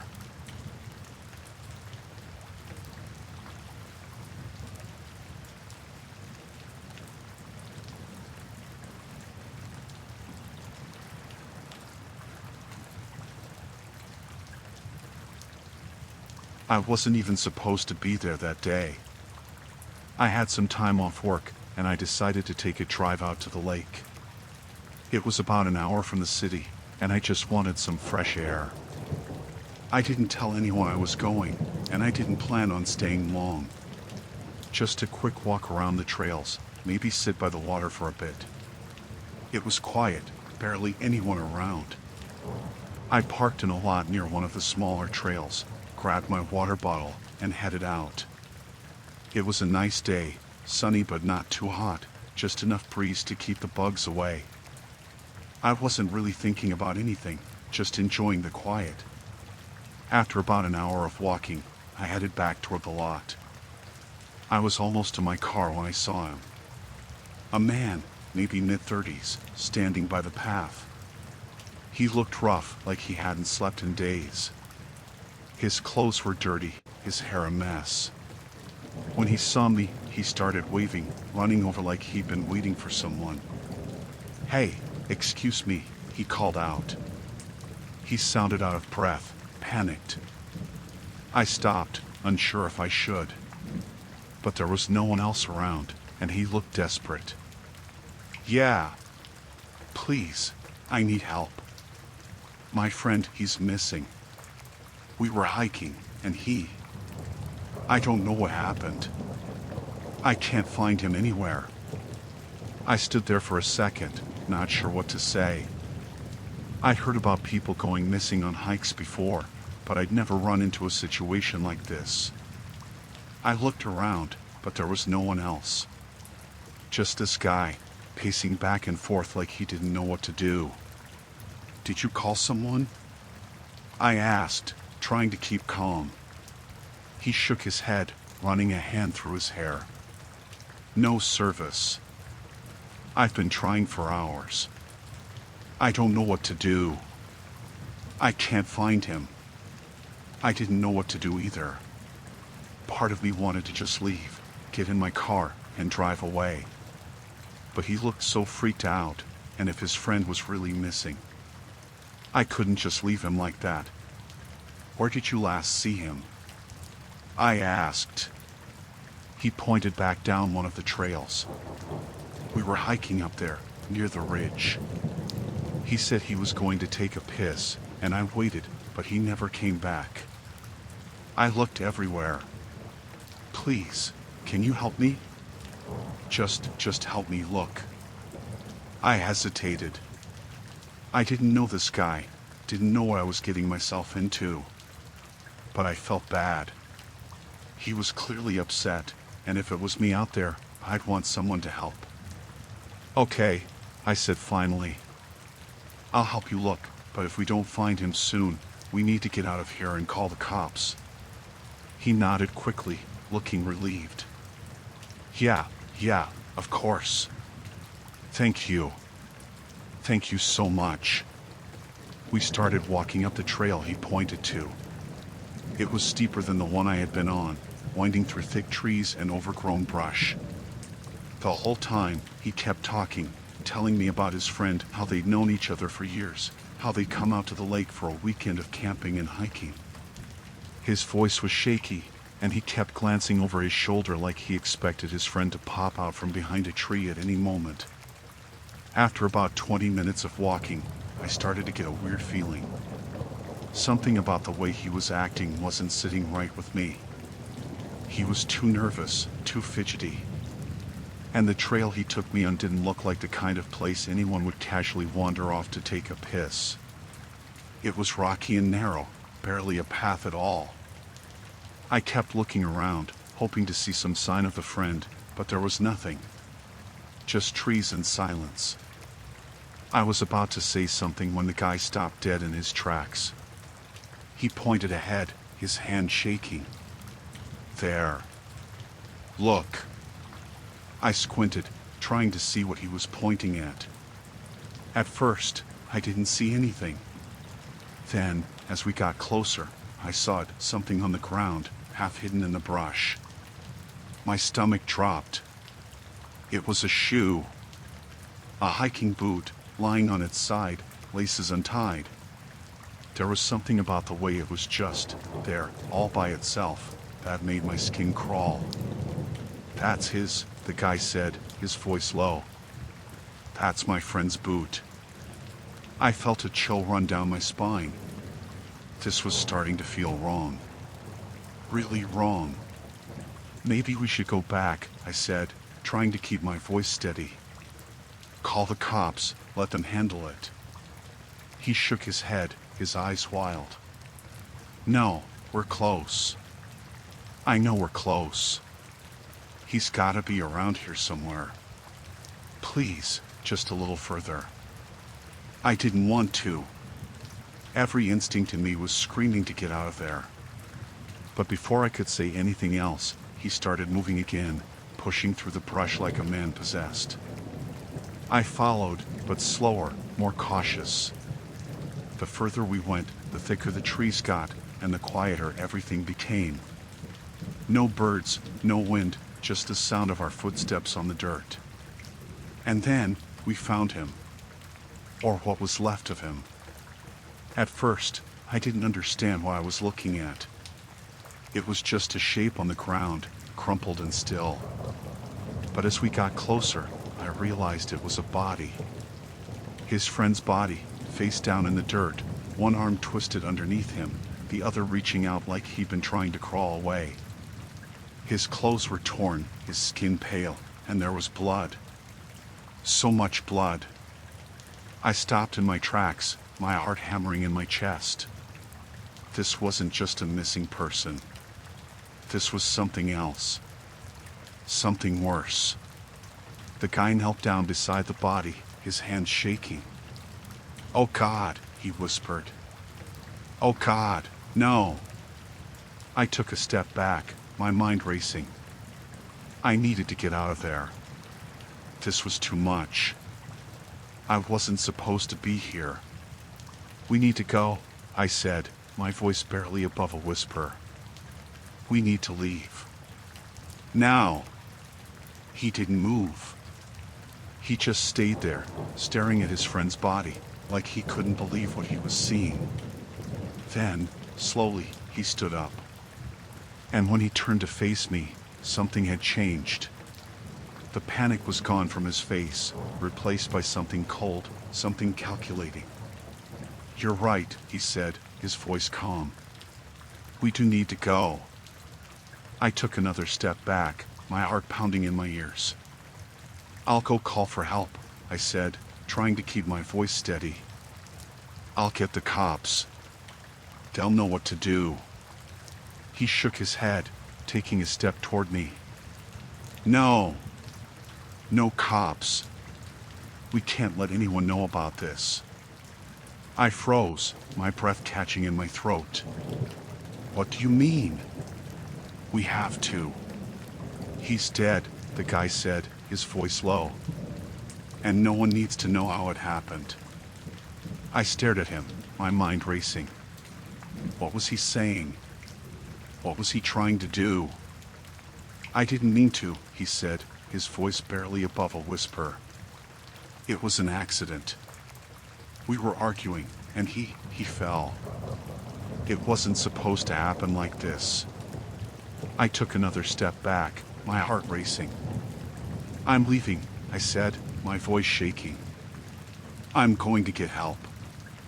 He moved faster than I expected, grabbing my arm before I could react.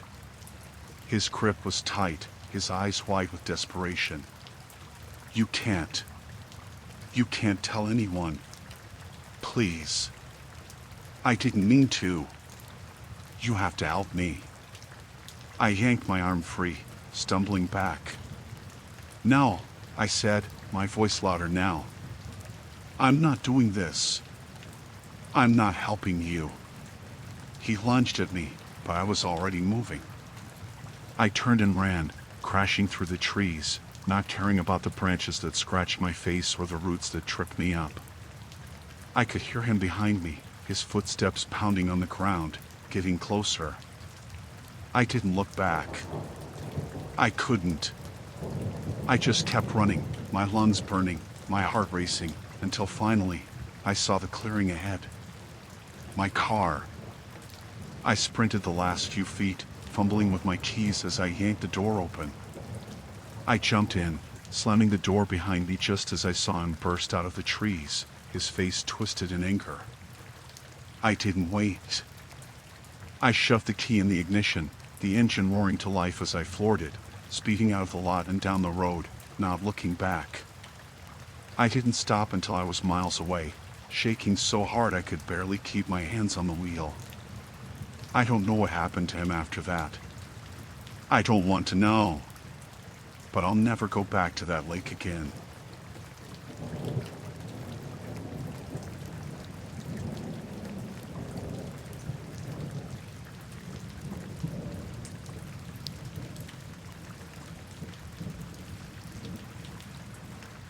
I should have known better. I've been hiking for years, and you'd think by now I'd have the sense to trust my gut.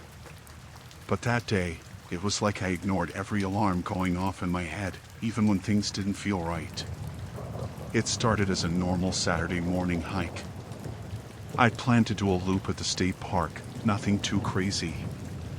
The trail I was on was well marked, not too many people around, but enough that I didn't feel isolated. It was one of those perfect fall days, crisp air, the leaves turning red and orange, the kind of day you don't want to waste inside. I'd been on the trail for maybe 2 hours when I ran into him. He was sitting on a rock just off the path, looking like he was taking a break. Mid-40s, tall, scruffy beard, wearing a green flannel shirt and a backpack that looked too light for an overnight hike. I nodded at him as I passed, and he smiled back. "Hey, man," he called out as I walked by. "You heading up to the ridge?" I stopped, not wanting to be rude. "Yeah, thinking about it. Should be a good view today." He nodded, like he'd already been up there. "It's beautiful. You know, there's a shortcut that'll get you there faster. Most people don't know about it, but it's way quicker." I hesitated. The park rangers always said to stay on the marked trails, especially if you didn't know the area well. But I was no beginner. I knew how to handle myself out here. "Where's the shortcut?" I asked. He pointed off into the trees, away from the main trail. "Just up that way. It cuts through the woods and links up with the ridge trail. I can show you if you want. I'm headed that way myself." Something in me said to keep going, thank him and stay on the main path. But he seemed friendly enough, and I figured it wouldn't hurt to take a shortcut. Maybe it'd be nice to have some company for a while. "Sure," I said. "Lead the way." We started walking together, veering off the marked trail and into the trees. At first, it wasn't so bad. The ground was a little uneven, but nothing too difficult to navigate. He made small talk as we walked, asking where I was from, how often I hiked. I answered, though I kept my replies short. Something about him felt off. I couldn't put my finger on it, but there was a nervous energy in the way he talked, like he was trying too hard to be casual. The further we went, the more I started to regret my decision. The trees got thicker, the ground steeper. I noticed there were no signs of a trail at all, no beaten path, no markers, nothing that suggested anyone had come this way before. "Are you sure this leads to the ridge?" I asked, stopping for a second to catch my breath. He didn't stop walking. "Yeah, we're almost there. It's just a little further." I looked around, trying to get my bearings. We were deep in the woods now, no sign of the main trail, and the light was starting to fade as the sun dipped lower in the sky. My stomach turned, but I pushed the feeling down. I didn't want to seem paranoid. We kept walking, and the conversation dried up. He'd stopped asking questions and was just trudging ahead, his pace faster now, more determined. I tried to keep up, but something wasn't sitting right with me. The shortcut should have hit the ridge trail by now. It didn't make sense. That's when I noticed something else. He kept glancing back at me. Not in a friendly way, not like he was checking to make sure I was keeping up. It was different. His eyes were sharper, more focused, like he was sizing me up. I slowed my pace, letting a bit of distance grow between us. My heart was pounding now, and I could feel the sweat starting to bead on my forehead despite the cool air. "Hey," I said, stopping completely. "I think I'm gonna head back. This doesn't feel right." He stopped too, but he didn't turn around. He stood there for a moment, his back to me, the silence hanging heavy between us. Then, slowly, he turned to face me. "You sure about that?" he asked, his voice low, almost casual. But there was something in his tone that sent a shiver down my spine. It wasn't a question. It was a challenge. I nodded, taking a step back. "Yeah. I'm gonna head back to the main trail." For a second, I thought he was going to let me go. He just stood there, watching me, his hands at his sides. But then, he took a step toward me. Just one step, but it was enough. My heart was racing now, every instinct in my body screaming at me to run. But I didn't want to make any sudden moves, didn't want to provoke him. So I took another step back, trying to keep my voice steady. "Look, I don't want any trouble. I'm just gonna go back the way we came." He smiled then, but it wasn't a friendly smile.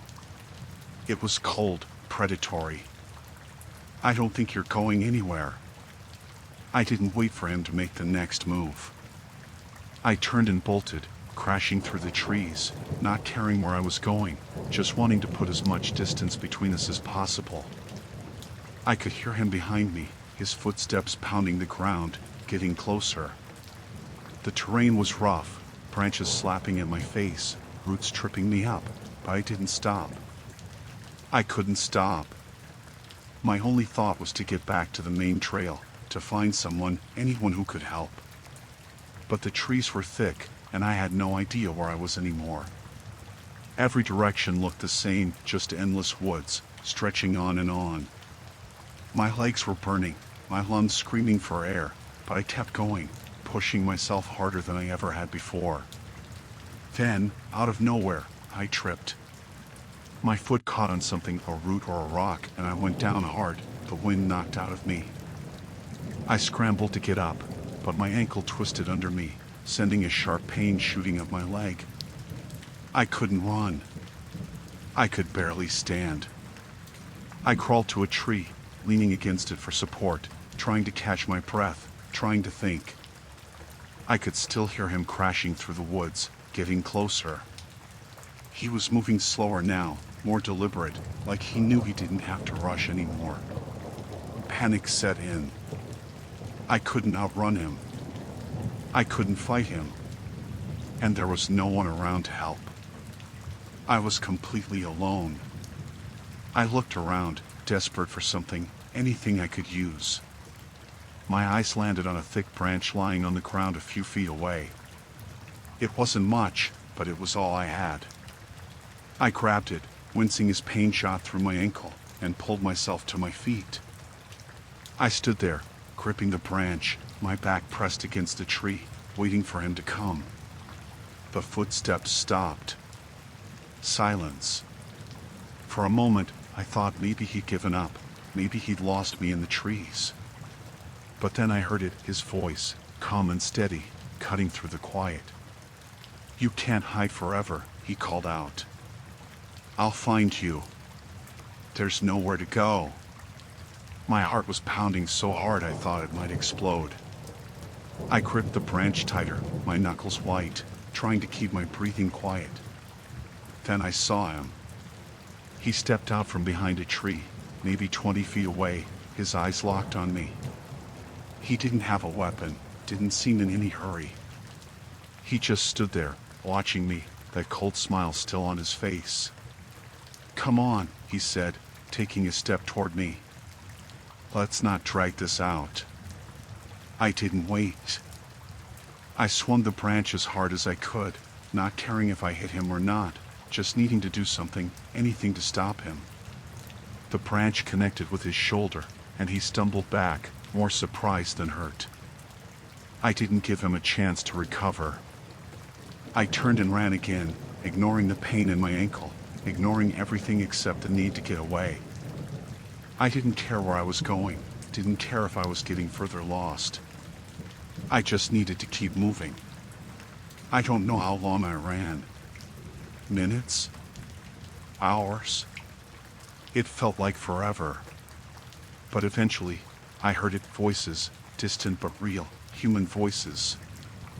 I pushed myself harder, following the sound, until finally, I burst out of the trees and onto the main trail. There were two hikers, a man and a woman, standing there, looking at me like I was insane. I must have looked it, covered in dirt, bleeding from cuts on my arms and face, limping on a swollen ankle.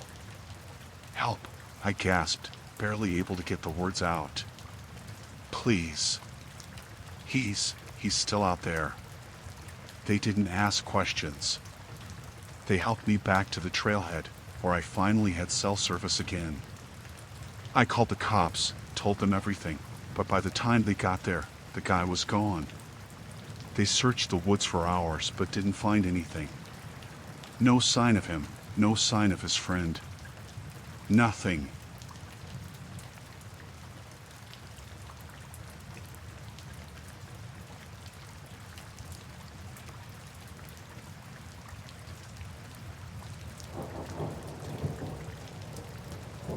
I signed up for a guided hike last fall. It was something I had been meaning to do for a while, meet new people, get out of my routine, and experience nature a little more. I'd been on plenty of hikes by myself, but this one was different. It was supposed to be a group hike with an experienced guide up into the hills near the national park. The guide, whose name was Dave, had introduced himself at the parking lot when we all gathered. He was tall, maybe in his late 30s, with scruffy hair and a beard. He seemed friendly enough, cracking jokes as people arrived, asking us where we were from. There were about 8 of us in total, all strangers, standing around with our backpacks and water bottles. I noticed most of the group were younger, a few solo hikers like myself, but there was also a couple who seemed more experienced, and a father with his teenage daughter. Dave didn't waste time once everyone showed up. He handed out small maps of the trail, explaining that we'd be taking a route that offered great views but wasn't too challenging. "It'll be about 5 miles total," he said, pointing to the trailhead. "We'll take it slow, plenty of time to enjoy the scenery." The hike started off normal enough. The path was clear, and Dave kept up the banter, talking about the area's history and pointing out plants or wildlife. It felt relaxed. I didn't talk much, just listened as others chatted around me. The woods were beautiful, the air crisp, and I was looking forward to a nice afternoon. About an hour into the hike, though, things started to feel off. The path got narrower, and the trees around us thickened. At first, I didn't think much of it. Sometimes trails get overgrown, especially in less trafficked areas, but then I realized Dave wasn't following the trail anymore. We were veering into the brush, away from the path marked on the map he'd given us. The couple in the group was the first to notice. "Hey, are we still on the right trail?" the woman asked, sounding a little confused. Dave didn't even slow down. "Yeah, don't worry. This is just a shortcut. Trust me, I've been up here 100 times." That answer didn't sit right with me. I glanced down at the map in my hand, but it wasn't detailed enough to show where we were now. The path wasn't marked anymore, just a bunch of trees and underbrush. I could hear the others muttering quietly behind me, but no one pushed it. We kept walking for another 20 minutes, and the terrain got steeper. It wasn't what we signed up for.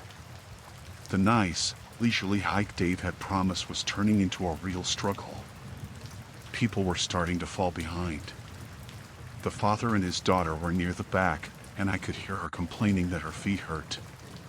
One of the younger guys, probably in his 20s, spoke up next.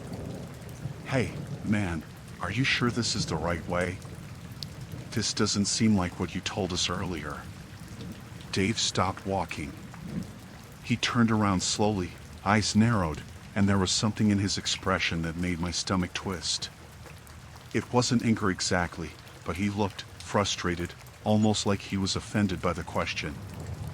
Do I look like I don't know what I'm doing? Dave asked. His voice was low, but there was an edge to it. The guy shrugged, trying to backtrack. No, I just mean this doesn't seem like the trail. That's all. We'll get there, Dave said, his tone sharper now. If you want to go back, feel free. But I'm the guide. I know what I'm doing. The way he said it didn't leave room for argument. The group went quiet. No one seemed willing to confront him further, and honestly, I wasn't either. I didn't know these people, didn't know what kind of situation we were in. But I had a bad feeling in my gut. We kept walking. The shortcut, if that's what it was, turned into something worse. We were deep in the woods now, climbing over rocks, wading through thick bushes, and there was no sign of any trail. The trees were so dense in places that it was hard to see more than a few feet ahead. I started to panic quietly, trying to figure out how far we were from the main path, if we could find our way back without Dave. But the truth was, I had no idea where we were anymore. The group was falling apart at this point. People were getting exhausted, muttering to each other, casting nervous glances at Dave. He wasn't talking anymore. He was just walking, faster now, like he was trying to get somewhere, like he had a destination in mind that wasn't part of the plan.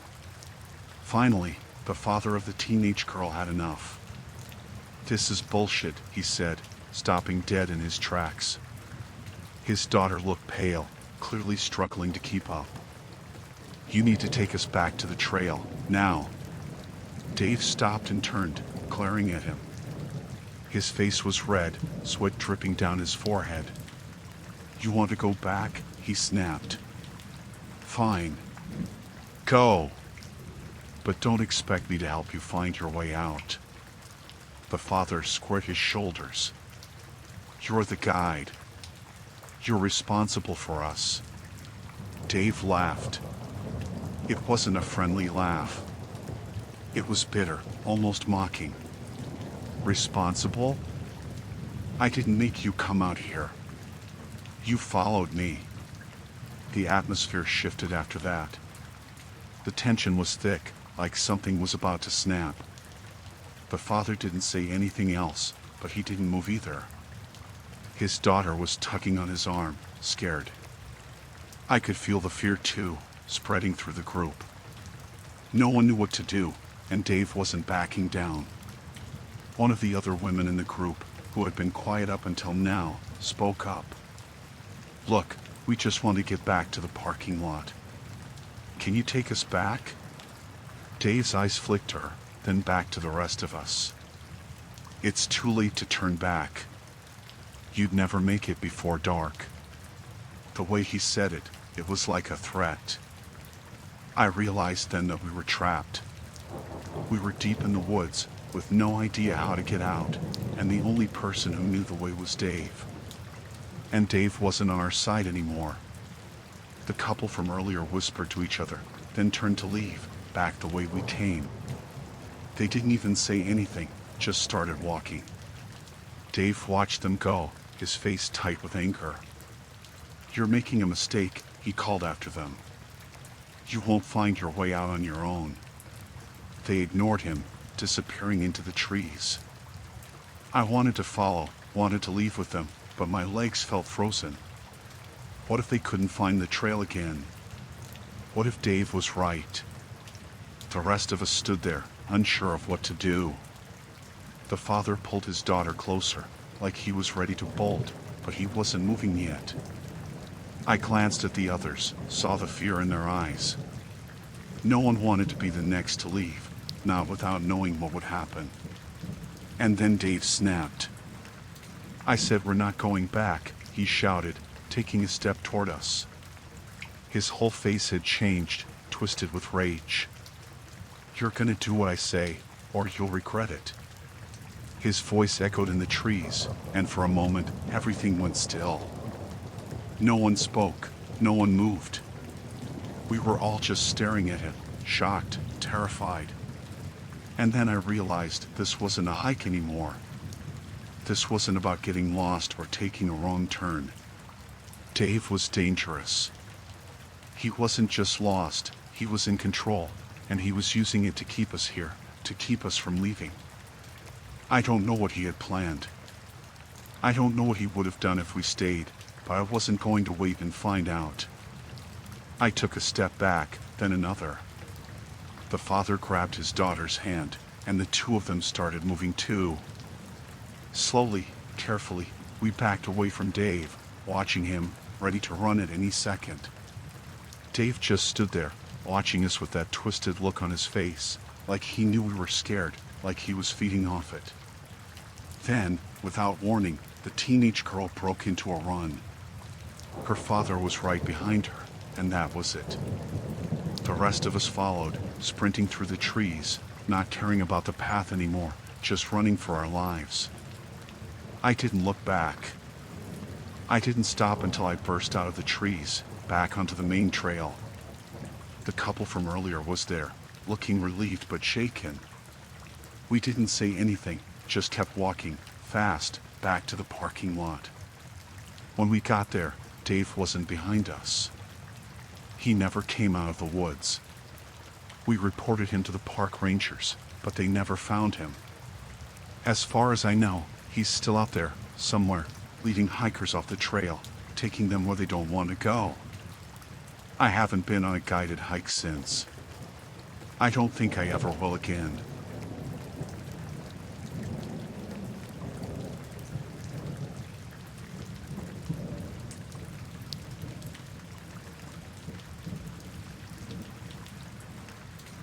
When I woke up, it took me a minute to realize something was wrong. You know that groggy feeling when you're half awake and your brain hasn't caught up to the day yet? That was me. I reached over to unzip the tent, but my hand hit the ground, nothing but dirt and grass. My tent was gone. I sat up fast, heart racing, and looked around. The campsite was completely empty. No tent, no sleeping bag, no backpack. Just me, in the clothes I'd slept in, sitting in the middle of the forest with nothing but the trees around me. At first, I thought maybe it was a joke or something. I was up there alone, but I'd passed a few other campers on the way up to my spot the day before, and people can mess around. Maybe someone moved my stuff while I was sleeping. But as I looked around, it didn't seem right. Nothing looked disturbed, no footprints or anything.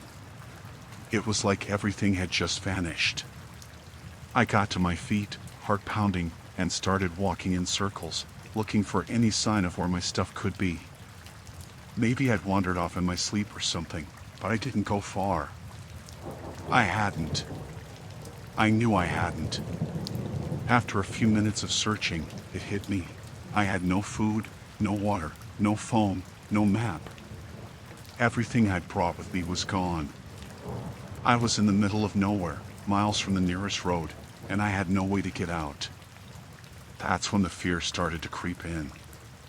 At first, it was just that shaky feeling in the pit of your stomach, like something's wrong but you're not sure what. Then, as the minutes ticked by and I still couldn't find anything, it grew. My heart wouldn't slow down, and I started sweating, even though the air was cool. I had no idea what to do. I was miles from any other camp, and I didn't even know which direction to go to find the nearest trail. My plan had been to hike back to my car the next morning, but now that seemed impossible. I had nothing. I thought maybe I should start walking, find the other campers I'd passed the day before. They couldn't be more than a mile or two away, right? If I kept calm and followed the way I came, I'd run into them eventually. At least that's what I told myself. So, I picked a direction and started walking, trying to stay calm. I wasn't totally lost yet. I just had to keep moving. As I walked, though, the forest around me seemed quieter than before.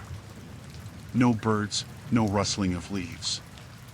Just the sound of my own footsteps on the dirt and the occasional crack of a branch under my foot. Every once in a while, I stopped to listen, hoping I'd hear voices or see some sign of other people, but there was nothing. It felt like the forest was holding its breath. About 30 minutes into my walk, I spotted something up ahead, just off the path. It looked like a dark shape, almost hidden behind some trees. My heart leapt in my chest. Maybe it was my tent. Maybe someone had moved it, and I'd finally found it.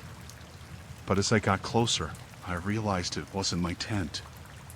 It wasn't anyone's tent. It was a backpack, my backpack. It was just sitting there, propped up against a tree, like someone had placed it there on purpose. My skin went cold.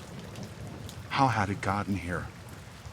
I hadn't walked in a straight line, so there was no way I just looped around by accident. Someone had moved my stuff. Someone was out here, watching me. I approached the backpack slowly, like it might disappear if I got too close. When I reached it, I knelt down and unzipped it. My water bottle was still inside, along with some of my food and my map. But my phone wasn't there, and neither were my car keys. Whoever took my stuff had left some of it behind. They'd left enough to keep me going, but not enough to get me out. I grabbed the water bottle and took a shaky drink, scanning the trees around me. The feeling of being watched was so strong now, it was like a weight pressing down on my chest. My eyes darted from tree to tree, looking for any movement, any sign of someone hiding in the shadows. But there was nothing. Just trees. I stuffed the map in my pocket, slung the backpack over my shoulders, and started walking again. I didn't know where I was going, but I knew I couldn't stay there. Not with whoever had taken my stuff lurking nearby. The deeper into the forest I went, the worse the feeling got. Every crack of a twig, every rustle of leaves, made my heart race. I kept looking over my shoulder, expecting to see someone following me, but the path behind me was always empty. Still, I couldn't shake the feeling that I wasn't alone. After what felt like hours, I came across a small clearing. It was quiet, too quiet, but it seemed like as good a place as any to stop and catch my breath. I sat down on a fallen log, trying to calm my nerves and figure out my next move. That's when I heard it, footsteps. Not mine. Not animals. Human footsteps, slow and deliberate, crunching on the dirt behind me. I froze, my heart pounding so hard I thought it might burst out of my chest. The footsteps stopped too, like whoever it was knew I'd heard them. I didn't dare turn around. I didn't want to see who or what was standing there. My whole body was trembling, my mind racing. Should I run? Should I scream? But the forest was so empty, so silent. There was no one to hear me. Slowly, I stood up, keeping my back to the footsteps. My legs felt weak, but I forced myself to move, one step at a time, away from the clearing. The footsteps stayed with me, matching my pace. Whoever was behind me wasn't in a hurry. They didn't want to catch me. Not yet. I don't know how I found the strength to keep walking, but I did. Every step was agony, every sound around me felt like a threat. I wanted to run, but I knew that would just make things worse. If I ran, they'd chase me. They wanted me to run. I don't know how long I walked, but eventually, the footsteps faded. I didn't trust it, though. They were still out there, waiting for the right moment. I knew it. When I finally saw the edge of the forest up ahead, relief flooded through me, but I didn't let my guard down. Not yet. I was still a long way from safety, and whoever had been following me wasn't done. I made it out of the forest, stumbling onto a dirt road, There was no sign of anyone around, no cars, no houses. Just the empty road stretching out in both directions. But at least I was out of the trees. I walked along the road, not sure where I was heading, but hoping it would lead me somewhere safe. After a few minutes, I heard the sound of a car engine in the distance. I turned, heart pounding, and saw a truck coming toward me. For a split second, I considered hiding. What if the person in the truck was the one who'd been following me? What if they were in on it? But I was too exhausted, too scared. I had to take the chance. The truck pulled up beside me, and the driver rolled down the window. It was an older man, maybe in his 60s, with a kind face. "You okay?" he asked, looking concerned.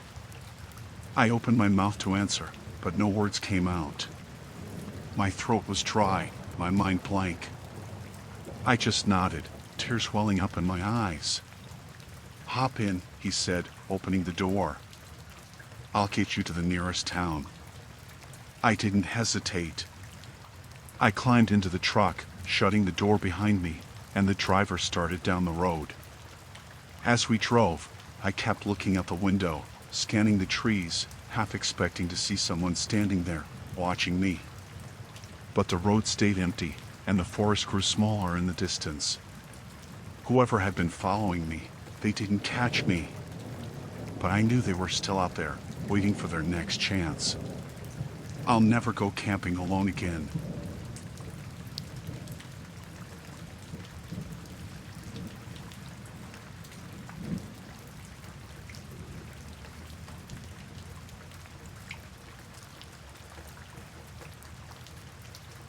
I went camping by myself because I liked the quiet.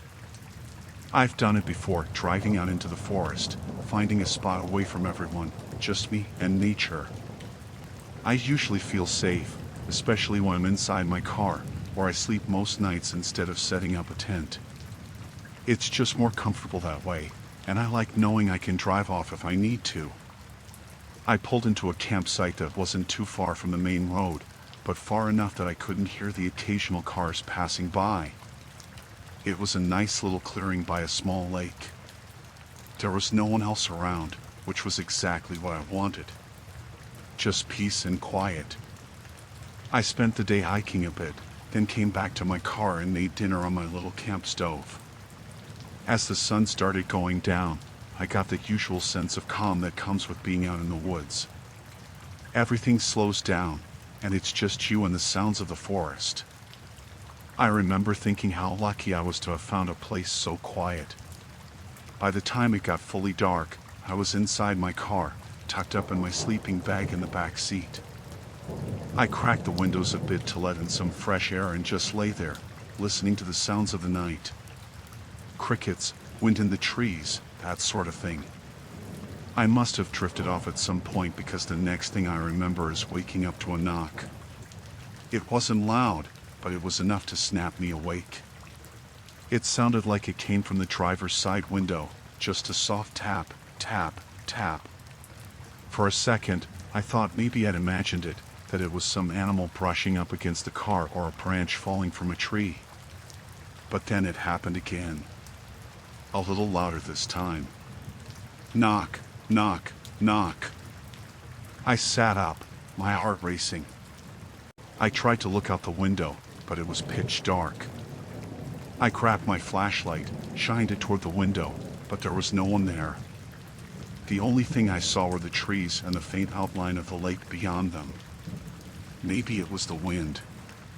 That was my first thought. Or maybe something fell against the car, and the noise just woke me up. I didn't want to get out and check, though, not in the middle of the night, not alone. So I lay back down and tried to go back to sleep. But I couldn't. Every little sound had me on edge after that. The wind through the trees, the rustling of leaves, even the water lapping at the edge of the lake, it all seemed louder, closer. I kept telling myself it was nothing, that I was just being paranoid, but that didn't help. I couldn't shake the feeling that something was off. Then I heard it again. Another knock, this time from the back of the car. I froze. It was definitely a knock this time, not the wind or anything else. It was a deliberate, slow knock, like someone was tapping on the back window, waiting for me to come out. I sat there, barely breathing, staring at the roof of my car. I didn't move. I didn't want to move. I just kept telling myself, don't open the door. Don't look. After a minute, the knocking stopped.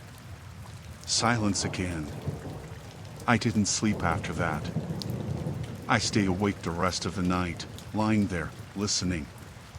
Every little sound made my heart race. I kept my flashlight in my hand, ready to turn it on if I heard anything else.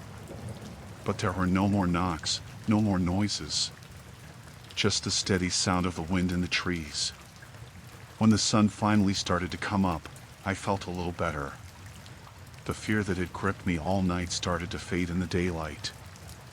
I told myself I'd been silly, that it had to be an animal or something harmless.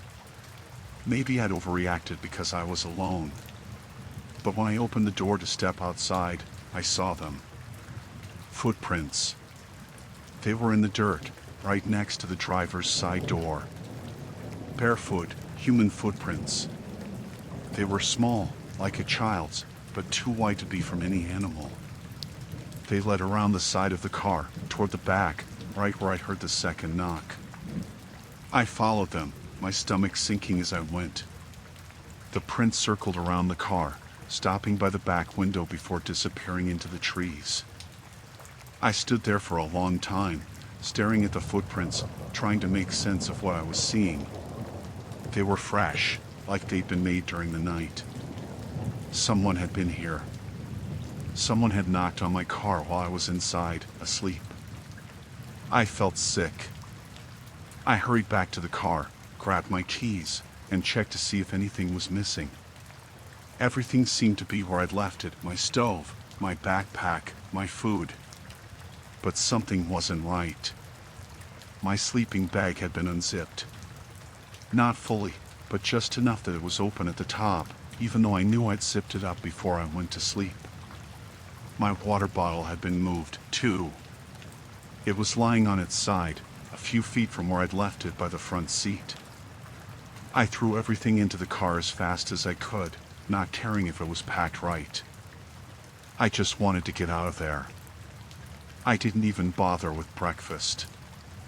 I started the engine, and as I drove down the dirt road leading back to the main highway, I kept glancing in the rearview mirror, half expecting to see someone standing in the trees, watching me leave. But there was no one. It wasn't until I was miles away, back on the main road, that I started to relax a little. The farther I got from that campsite, the more the fear started to fade, replaced by confusion. Who had been out there? Why were they knocking on my car? What did they want? I don't know if I'll ever have the answers to those questions, and honestly, I don't care. I just know I won't be going camping alone again anytime soon.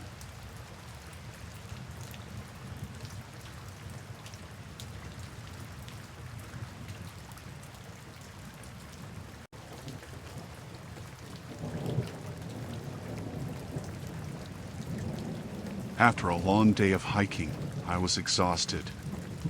I'd hiked deep into the woods at this state park, farther than I usually go, so by the time I made it back to the trailhead, it was already getting dark. My car was parked miles away, and there was no shuttle service this far out.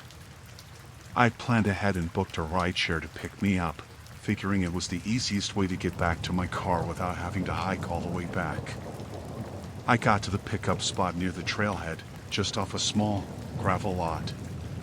It was empty, no other hikers around, no cars passing by, just quiet woods and the occasional rustle in the bushes. My phone buzzed, and I saw the notification my driver was 5 minutes away.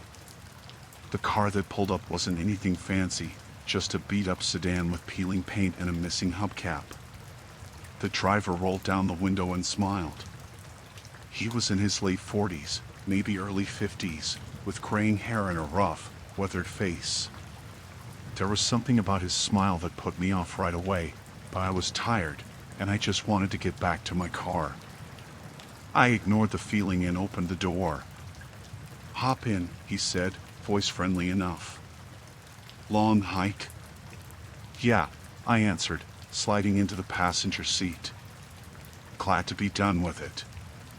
He nodded, still smiling, and pulled back onto the narrow road that led out of the park.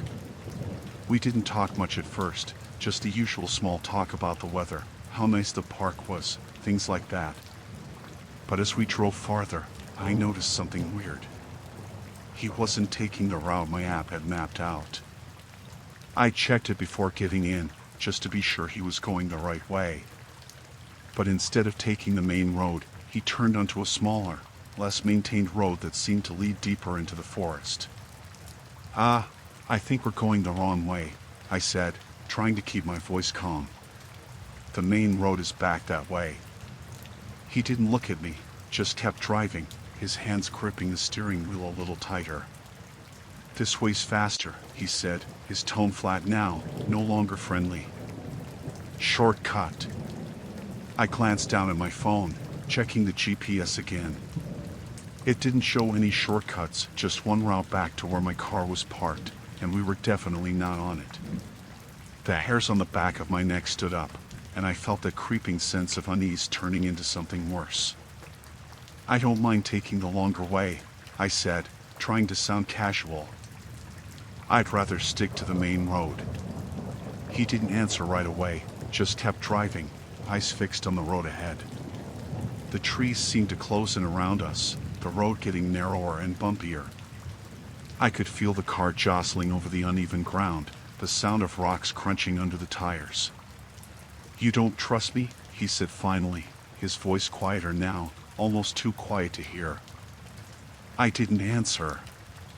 My mouth was dry, my heart pounding. I glanced out the window, trying to figure out where we were. The trees were thick, and there were no signs, no landmarks, nothing that looked familiar. "Look," I said, forcing a laugh that sounded hollow, even to me. "I just want to make sure we're not lost." He turned his head slightly, just enough to look at me out of the corner of his eye.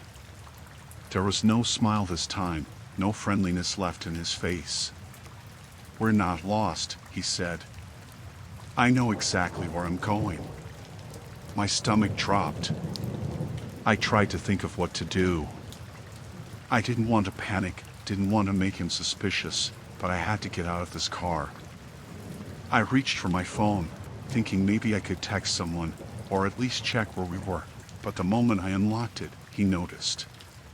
"No service out here," he said, his voice cold now. "You're wasting your time." I looked at the screen. He was right, no bars, no signal at all. My hand started to shake, and I quickly put the phone back in my pocket, trying to keep calm. "Where are we going?" I asked, trying to sound normal, but my voice cracked a little. He didn't answer for a long time. The road was barely a road anymore, more like a trail cutting through the forest, and the trees were so close now that their branches scratched against the windows. I thought about opening the door and jumping out, but we were moving too fast, and the ground outside looked rough. Finally, he spoke. "I had a friend once," he said, his voice distant, like he was talking to himself more than to me. "We used to come out here all the time, camping, fishing. It was our spot." I didn't say anything, just kept my eyes on the road ahead, looking for any sign of where we were, any chance to get out. One day, he just stopped coming, the driver continued. Never told me why. Just disappeared. I swallowed hard. That's too bad," I said, my voice barely above a whisper. He didn't respond. The car bumped along the rough road, and I could feel every rock and dip in the ground. We were deep in the woods now, no sign of civilization anywhere, and the sun was starting to set, casting long shadows through the trees. I made a decision. I didn't care if I got hurt jumping out of the car. It was better than whatever this guy had planned. I shifted in my seat, trying to be subtle, inching my hand toward the door handle. Suddenly, the car came to a stop. I froze. He turned to look at me, his face blank, but his eyes were different. Cold. Empty. "Get out," he said. I didn't move. My heart was racing, my mind screaming at me to run, but my body wouldn't listen. I said, "Get out," he repeated, his voice low, but there was a threat behind it now. Slowly, I opened the door and stepped out of the car. The ground was uneven, and I stumbled a little, catching myself on the side of the car. The driver got out, too, walking around to the back of the car. He opened the trunk, rummaging through it for something, but I couldn't see what. My brain was screaming at me to run, to get as far away from him as possible, but I was frozen in place. Then, he pulled something out of the trunk. It was a long, thick rope. That was it. I turned and ran. I didn't know where I was going, just that I had to get away from him. The forest was dense, branches whipping in my face and arms as I pushed through the undergrowth, but I didn't care. I could hear him behind me, his footsteps crashing through the brush, getting closer. I ran harder, not thinking, just running. My lungs were burning, my legs aching, but I didn't stop. I couldn't stop. Finally, I saw something ahead, a clearing, a dirt road. I burst out of the trees and onto the road, almost collapsing from exhaustion, but I kept moving. I could still hear him behind me, but the sound was fading. He was falling behind. I didn't stop running until I saw the lights of a car in the distance. It was an old pickup truck, and I flagged it down, practically throwing myself in front of it. The driver, a middle-aged woman, looked at me like I was crazy, but I didn't care. I begged her to let me in, and after a moment of hesitation, she unlocked the door. I slammed the door shut behind me and told her to drive. She didn't ask questions, just sped off down the road, leaving that man and whatever he had planned behind. I never saw him again, but I'll never forget his face, or the way his voice sounded when he told me to get out of the car. I don't know what he was planning to do with that rope, and I don't want to know. I just know I'll never take a rideshare from a remote area again.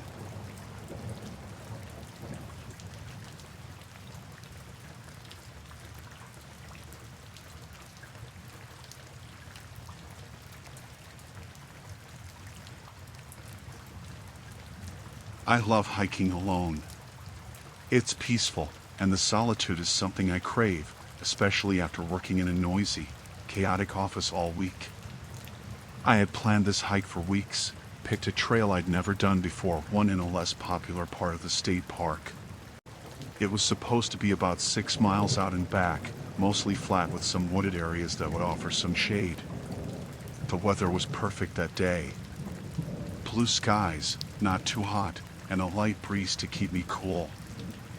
I had my backpack, plenty of water, and snacks to keep me going. I parked at the trailhead early in the morning, hoping to finish the hike before the sun got too high. There were no other cars in the lot when I arrived, which wasn't unusual for a weekday morning. I liked it that way. I could take my time and enjoy the quiet. The first few miles were uneventful. The trail wound through a dense patch of forest before opening up into a wide, grassy area. It was beautiful. I could hear birds chirping, and the leaves rustling in the wind. I stopped a few times to take some pictures, but mostly, I just walked and let my mind wander. About 3 miles in, I noticed something odd. A group of people, 5 of them, I think, were standing on the trail up ahead. They were huddled together, talking, but I couldn't make out what they were saying from that distance.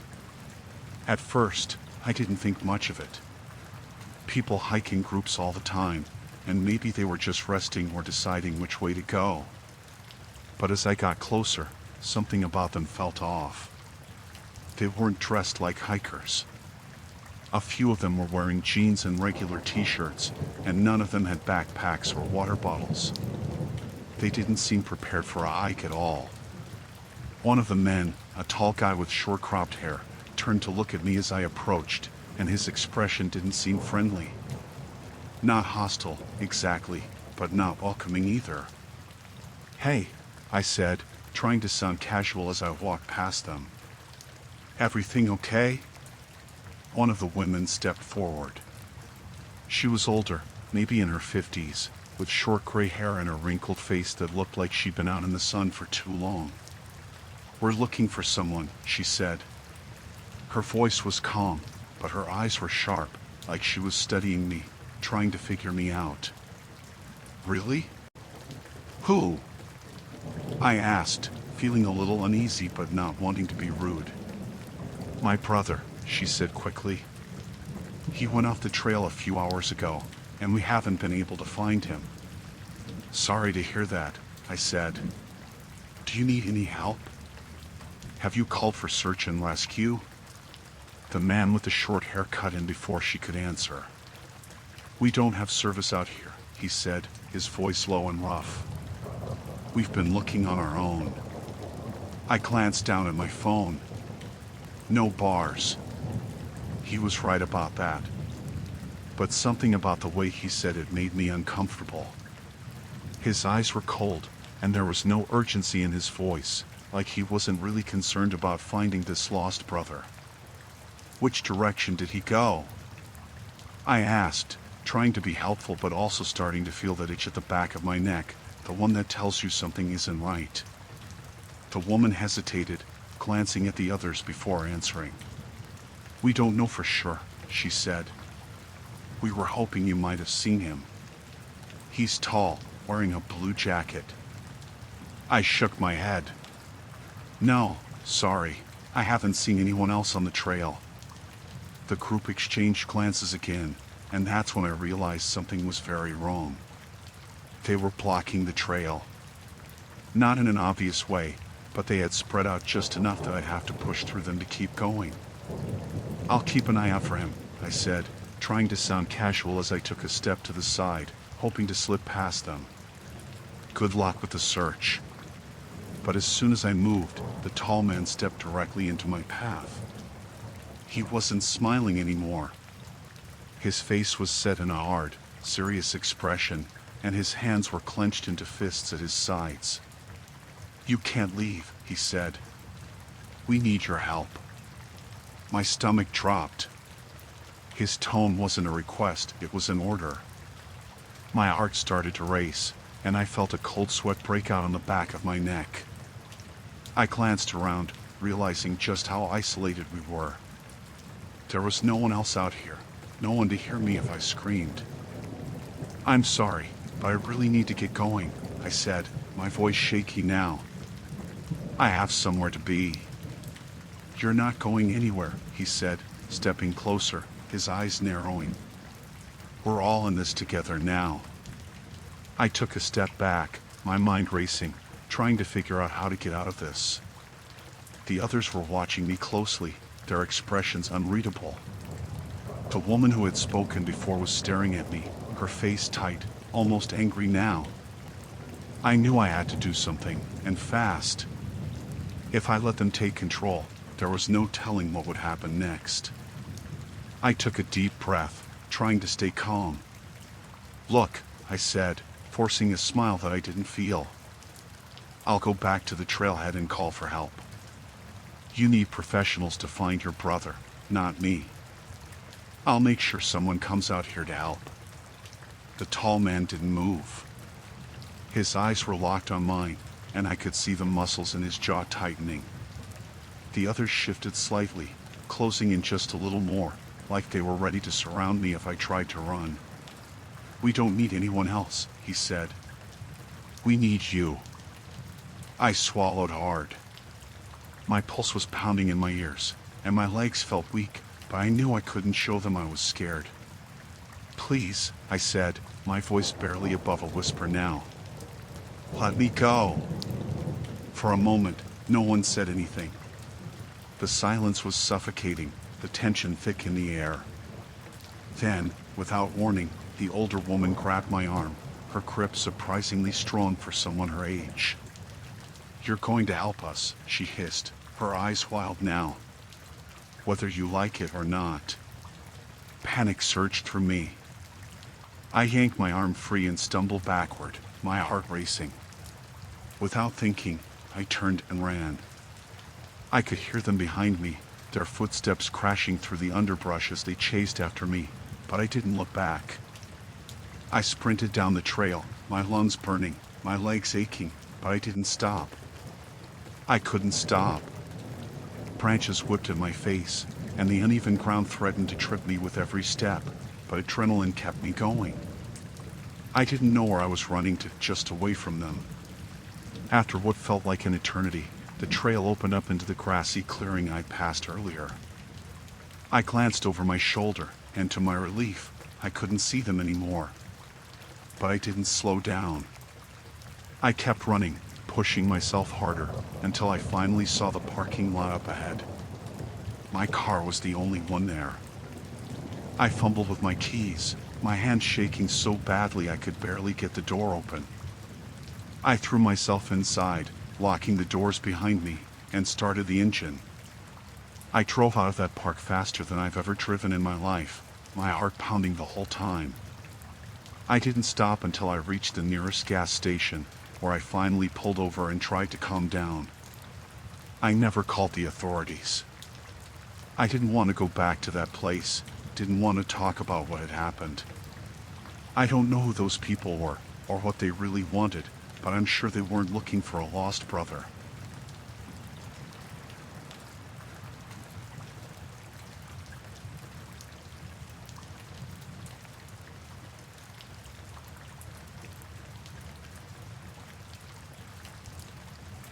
I followed Mike deeper into the woods. We had been planning this hike for months, just two friends escaping the daily grind to spend some time in nature. The air was crisp, and the scent of pine filled my lungs. It felt like a perfect day to bond and forget about everything else. We parked at the trailhead early in the morning, excited and full of energy.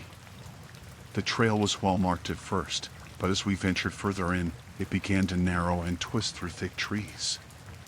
The sounds of the city faded behind us, replaced by the rustle of leaves and the occasional call of a bird. It was peaceful, and I felt a sense of freedom I hadn't experienced in a long time. After a few hours, we decided to set up camp. We found a clearing beside a small creek, the sound of water flowing soothing and rhythmic. Mike started unpacking the tent while I gathered firewood. As I worked, I felt a sense of contentment wash over me. We joked and laughed, our spirits high as we settled in for the night. As the sun dipped below the horizon, the forest was bathed in shadows. I lit a fire, and we roasted hot dogs and shared stories about old times. But as darkness crept in, I began to notice something. The woods felt different. The laughter of the night seemed to dim, and the chirping of crickets faded in and out. I brushed it off as just my imagination. Once the fire started to die down, Mike mentioned he wanted to explore a bit more. I hesitated but didn't want to ruin his fun. He assured me he would only be gone for a little while and promised to stay close. I watched him disappear into the trees, the glow of the fire casting flickering shadows. Time passed, and I kept checking my watch, expecting him back any moment. As the minutes turned into an hour, a sense of unease began to settle in my stomach. I called out his name, but the only response was the distant rustling of leaves. I stood up, my heart racing a little faster, and decided to go look for him. I stepped away from the camp, the darkness swallowing me whole. My flashlight beam cut through the night, illuminating the path in front of me. I called out for Mike again, trying to keep my voice steady. Each call was met with silence, and the deeper I went, the more it felt like I was wandering into a void. After what felt like an eternity, I found myself standing in a small clearing where the trees parted. I looked around, hoping to catch a glimpse of him, but there was no sign. My gut twisted as I felt the first pangs of panic. I started retracing my steps, but the trail felt different now.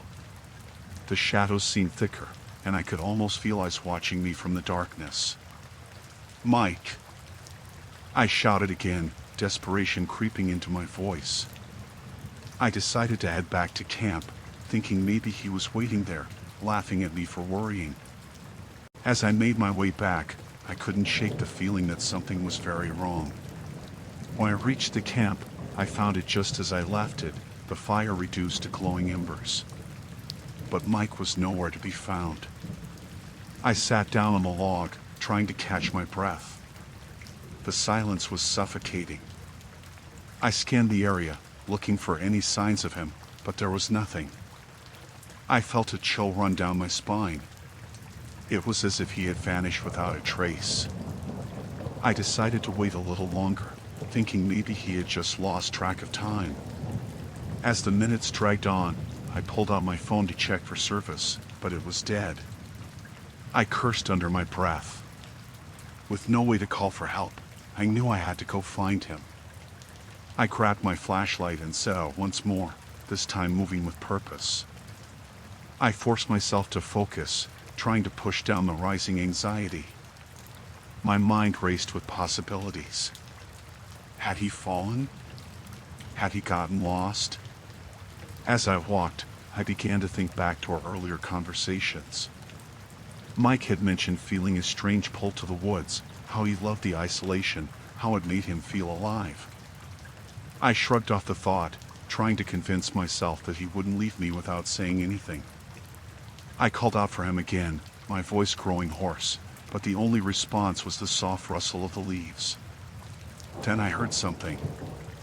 A faint sound, like a twig snapping. I stopped, holding my breath, straining to hear. It was coming from the direction I hadn't gone before, a path that led deeper into the woods. "Mike?"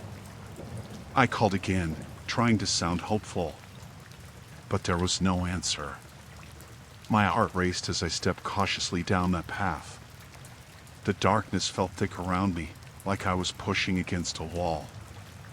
I tried to focus on the sound, but it faded into the background, leaving only the sound of my own footsteps crunching on the forest floor. I pushed forward, but with each step, a creeping dread settled in. The thought that Mike might have left willingly began to take shape in my mind. The woods had a way of drawing people in, twisting their desires. Maybe he had found something, someone that had captivated him in a way I couldn't understand. I stumbled into a larger clearing, and my flashlight caught something, a flash of movement in the shadows. I turned, heart pounding, but there was nothing there. Just trees and silence. I took a deep breath and tried to regain my composure. I was overthinking it, I told myself. Then I noticed something in the dirt, a footprint. It was larger than mine, and it looked fresh, as if someone had walked through just moments ago. My stomach dropped. I glanced around, the hairs on the back of my neck standing on end. I wasn't alone out here. I started moving back toward the camp, the weight of fear heavy in my chest. But the path seemed different, and I felt lost. I could no longer tell where I had come from. The shadows loomed larger, and the trees felt like they were closing in around me. Suddenly, I heard a voice, a low, muffled sound. It wasn't far off. I paused, straining to listen. It was coming from the direction of the footprint. "Mike?" I called, my voice trembling. The voice stopped. My heart raced as I crept closer, heart pounding in my ears. I was almost there when I heard it again, clearer this time. A woman's voice, but I couldn't make out the words. "Get back." I shouted, feeling boldness surge through me. "Whoever you are, I have a flashlight." I stepped into the clearing, my flashlight beam piercing the darkness. In the center, I found a scene that made my blood run cold. Mike was there, but he was not alone. He stood beside a woman I didn't recognize, and there were 3 others lurking in the shadows, their eyes glinting in the light. "Mike!" I shouted, relief flooding through me. "What's going on?" He turned to me, his face pale and drawn. "You shouldn't have come looking for me," he said, his voice eerily calm. "Where have you been?" I asked, panic rising. "You scared me." "What is this?" The woman stepped forward, a smile on her face that didn't reach her eyes. "Your friend is safe with us," she said. "We just wanted to help him find his true self." I felt a jolt of fear. There was something in her smile, something that felt wrong. I looked back at Mike, confusion etched on his face. "What are you talking about?" He didn't respond. He just stood there, frozen, like he was in a trance. The others were closing in slowly, their eyes fixed on me, hungry. I took a step back, instinct kicking in. "I think it's time for me to go," I said, trying to keep my voice steady. The woman's smile widened, and I realized I needed to leave now. I turned and ran, not looking back. The voices of the group echoed behind me, but I didn't stop. I sprinted through the trees, dodging branches and roots as I desperately searched for the way back. I kept running until I burst out into the clearing where we had set up camp. The fire was dying, but it felt like home. I quickly grabbed my backpack, not bothering to pack everything. I needed to get out of there. As I turned to leave, I caught one last glimpse of the group at the edge of the trees, watching me, their expressions unreadable. I didn't wait to see more. I raced to my car, fumbling with the keys and praying they would work. Once I was inside, I locked the doors and started the engine. The headlights pierced the darkness, illuminating the trail back to the main road. I drove away, the weight of fear finally lifting as the trees faded behind me. I never spoke to Mike again. The woods had claimed him, and I didn't want to think about what that group was really up to. Some places were better left undisturbed, and I was grateful to be away from it all, alive and safe.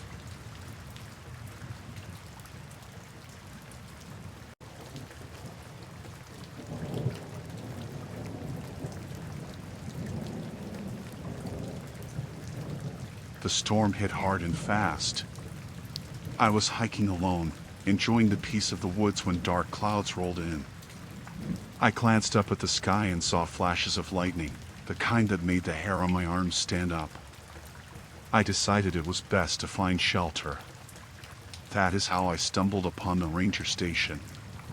The station was old and worn down, hidden behind a cluster of trees. The door hung slightly ajar, creaking ominously as I pushed it open. Inside, the air was stale, filled with the musty smell of damp wood.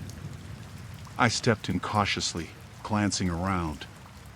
There were old maps pinned to the wall and a few chairs scattered about, but it felt abandoned, like no one had been there in years. The wind howled outside, and rain began to batter the roof. I felt a wave of relief wash over me. I pulled out my phone, hoping for a signal, but the screen flashed no service. I sighed, resigned to waiting out the storm. I found a sturdy chair and sat by the window, watching the trees sway in the wind. It felt cozy, in a way, despite the unease of being alone. Time passed, and the storm only grew worse. Thunder rumbled in the distance, and the light faded as the clouds thickened. I decided to explore the ranger station a bit. There was a small kitchen area with a dusty stove and a sink that looked like it hadn't been used in ages. I opened a few cupboards but found nothing except spider webs and empty cans. As the minutes turned into hours, I began to feel an odd sensation. It was a feeling I couldn't quite shake, like I was being watched. I shrugged it off, telling myself it was just my imagination, fueled by the storm outside. I settled back into the chair and tried to focus on the sound of the rain. Then I heard it. A soft sound coming from the back of the station, like someone shuffling. My heart raced, and I froze, straining to listen. It was faint, but it was there, a rustling noise that didn't belong. My pulse quickened. I had come across a few hikers earlier in the day, but I was sure they had passed well before the storm hit. I stood up, creeping toward the back of the cabin. Every creak of the floorboards beneath my feet made me more anxious. I peered around the corner and saw a shadow flicker past the small window in the back room. I felt a cold rush of fear wash over me. I wasn't alone. "Hello?" I called out, my voice trembling. "Is anyone there?" Silence greeted me, thick and heavy. I took a step forward, heart pounding in my chest. The sound had stopped, but I could feel the air change, like the atmosphere had thickened. I glanced back toward the front door, weighing my options. I could bolt outside into the storm, or I could stay and find out what was happening. Against my better judgment, I decided to press on. I took a deep breath and moved quietly toward the back room.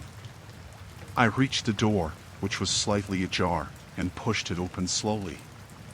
The room was dark, the only light coming from a flickering candle on a table.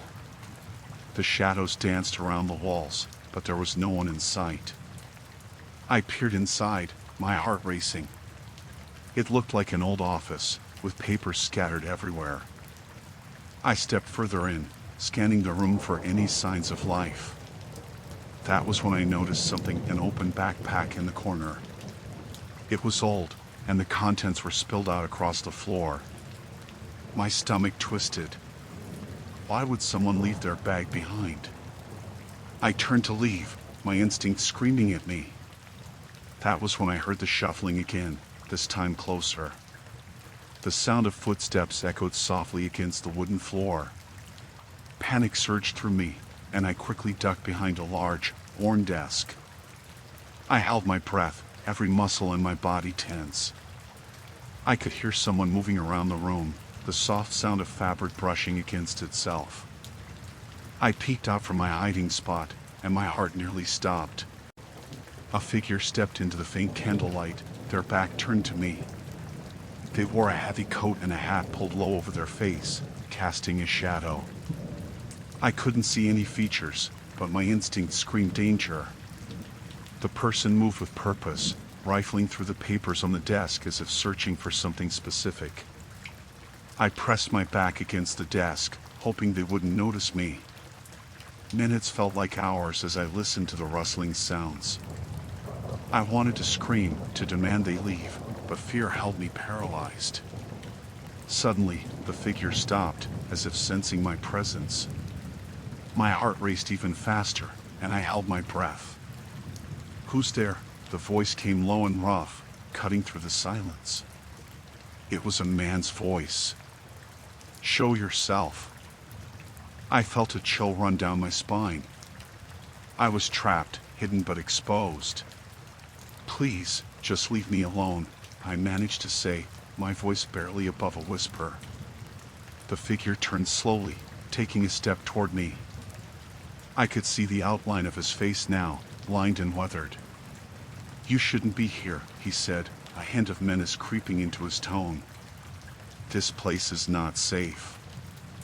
I realized I needed to act quickly. The storm raged outside, but my only chance was to make a break for it. I darted from behind the desk, my heart pounding in my ears. The man lunged toward me, but I was quicker.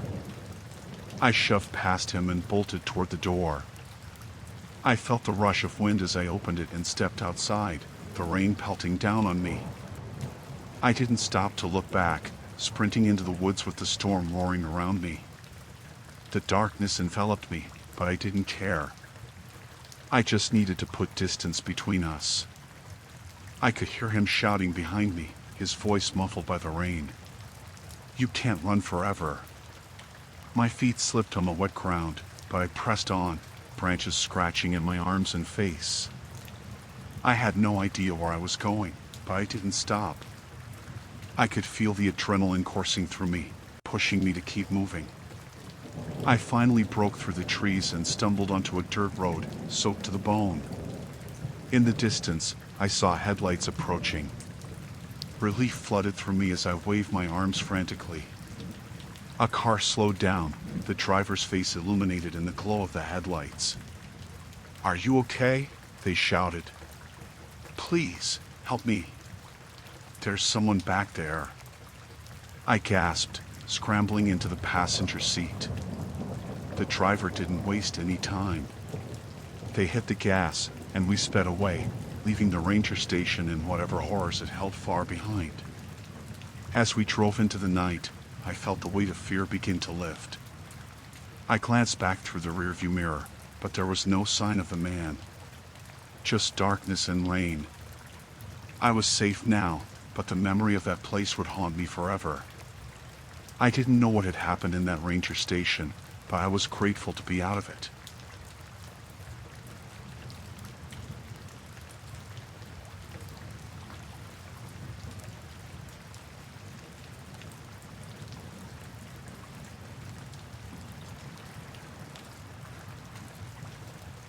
I had planned this hike for weeks.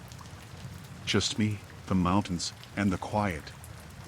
I parked my car at the trailhead early in the morning, eager to escape the noise of the city.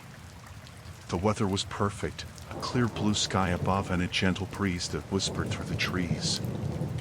I started down the path, feeling the familiar thrill of adventure. The hike was beautiful. Tall pines lined the trail, and the smell of earth and pine needles filled the air. I pushed myself, determined to reach a scenic overlook I had heard about. Hours passed, and I lost track of time. I stopped now and then to take pictures, marveling at how peaceful everything was. As the sun began to dip lower in the sky, I decided to turn back. I had not seen anyone on the trail for a while, and I did not want to be out after dark. When I reached the clearing where I had set up my gear earlier, I was hit with an uneasy feeling. My heart sank as I looked around. My tent was there, but my backpack was gone. The first wave of panic washed over me.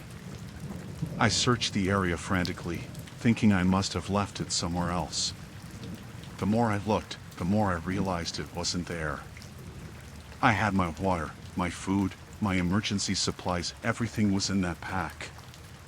I felt the knot of fear tighten in my stomach. I had to find help. I retraced my steps along the trail, hoping maybe I would come across someone who could assist me. The woods felt different now, more oppressive. The rustle of leaves and the crunch of twigs underfoot seemed louder. I called out, but only silence answered. After a while, I heard footsteps behind me. I turned to see another hiker coming down the path. He was tall, wearing a worn-out baseball cap and a heavy jacket. He looked friendly enough, and I felt a flicker of hope. "Hey!" "Excuse me," I called, waving my arms. "I need help. My gear is missing, and I can't find it anywhere." The man stopped a few feet away, his eyes narrowing as he took me in. "Missing, huh? That's rough." "Yeah, I was just up at the overlook, and now I can't find my stuff. I don't even know how I am going to get back without it." He stepped closer, a curious smile creeping across his face. "What was in your pack?" I hesitated for a moment. Water, food, some extra clothes, a first aid kit. Everything I need for the hike." "Interesting," he said, nodding slowly. "You must have been out here for a while then. Did you see anyone on your way?" "Just you." "I haven't seen anyone else at all." I felt a chill run down my spine as I studied his face. There was something about him that made my skin prickle. "Too bad. Sounds like someone might have been watching you," he said. My stomach twisted. "What do you mean?" He stepped closer, lowering his voice. "You know, it is a lonely trail out here. Not many people venture this far. It's easy for someone to take advantage of that." A wave of unease washed over me. "What are you talking about?" He seemed to relish my discomfort. "Let's say someone was curious about your gear. Someone who needed it more than you. Why would anyone take my things? I have been alone this whole time. My voice trembled as I spoke. Maybe they wanted to make sure you didn't make it back, he said, almost casually. You wouldn't be the first hiker to vanish out here. I took a step back, heart pounding. Are you saying this to scare me? He shrugged, the smile fading. Just stating facts. You should be careful out here. You never know who you might run into. I need to find my gear. I shouted, desperation spilling over. He tilted his head, eyes glinting in the fading light. Why don't you let me help you? I know this area well. I can show you some shortcuts. Maybe we can track down your stuff. Why would you want to help me? I asked, suspicion rising. Because I can, he replied simply. Besides, it's not safe out here at night. I hesitated. The prospect of wandering the woods alone was terrifying, but I couldn't shake the feeling that I was walking into a trap. No, I think I can manage on my own, I said, trying to sound brave. He stepped forward, blocking my path. You really should reconsider. It would be a shame for something to happen to you. I don't know if you noticed, but it is getting dark. Panic set in. I couldn't let him intimidate me, but the way he spoke sent chills down my spine. Get out of my way, I said, my voice steadier than I felt. Come on, don't be like that, he said, grinning now. I'm just trying to help.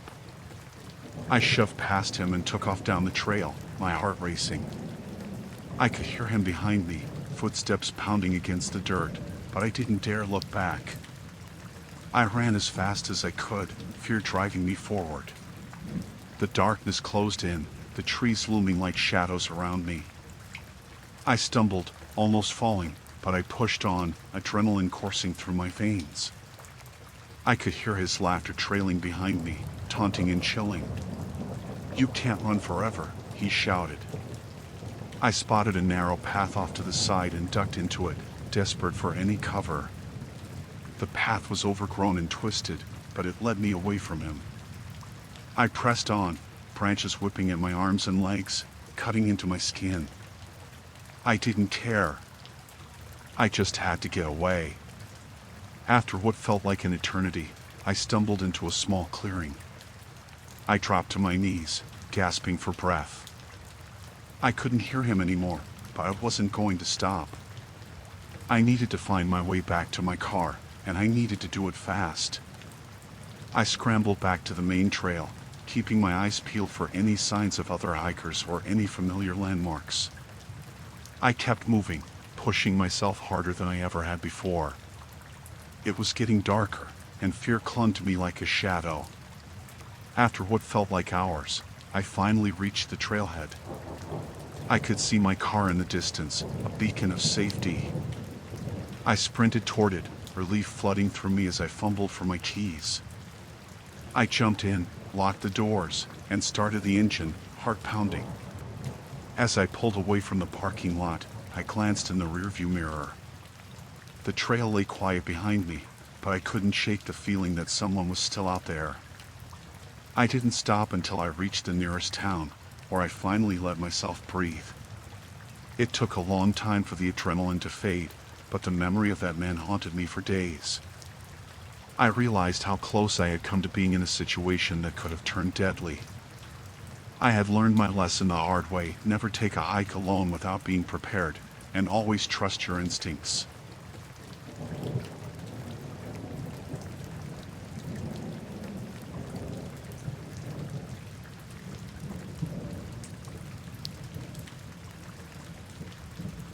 There was something about being in nature that brought me peace.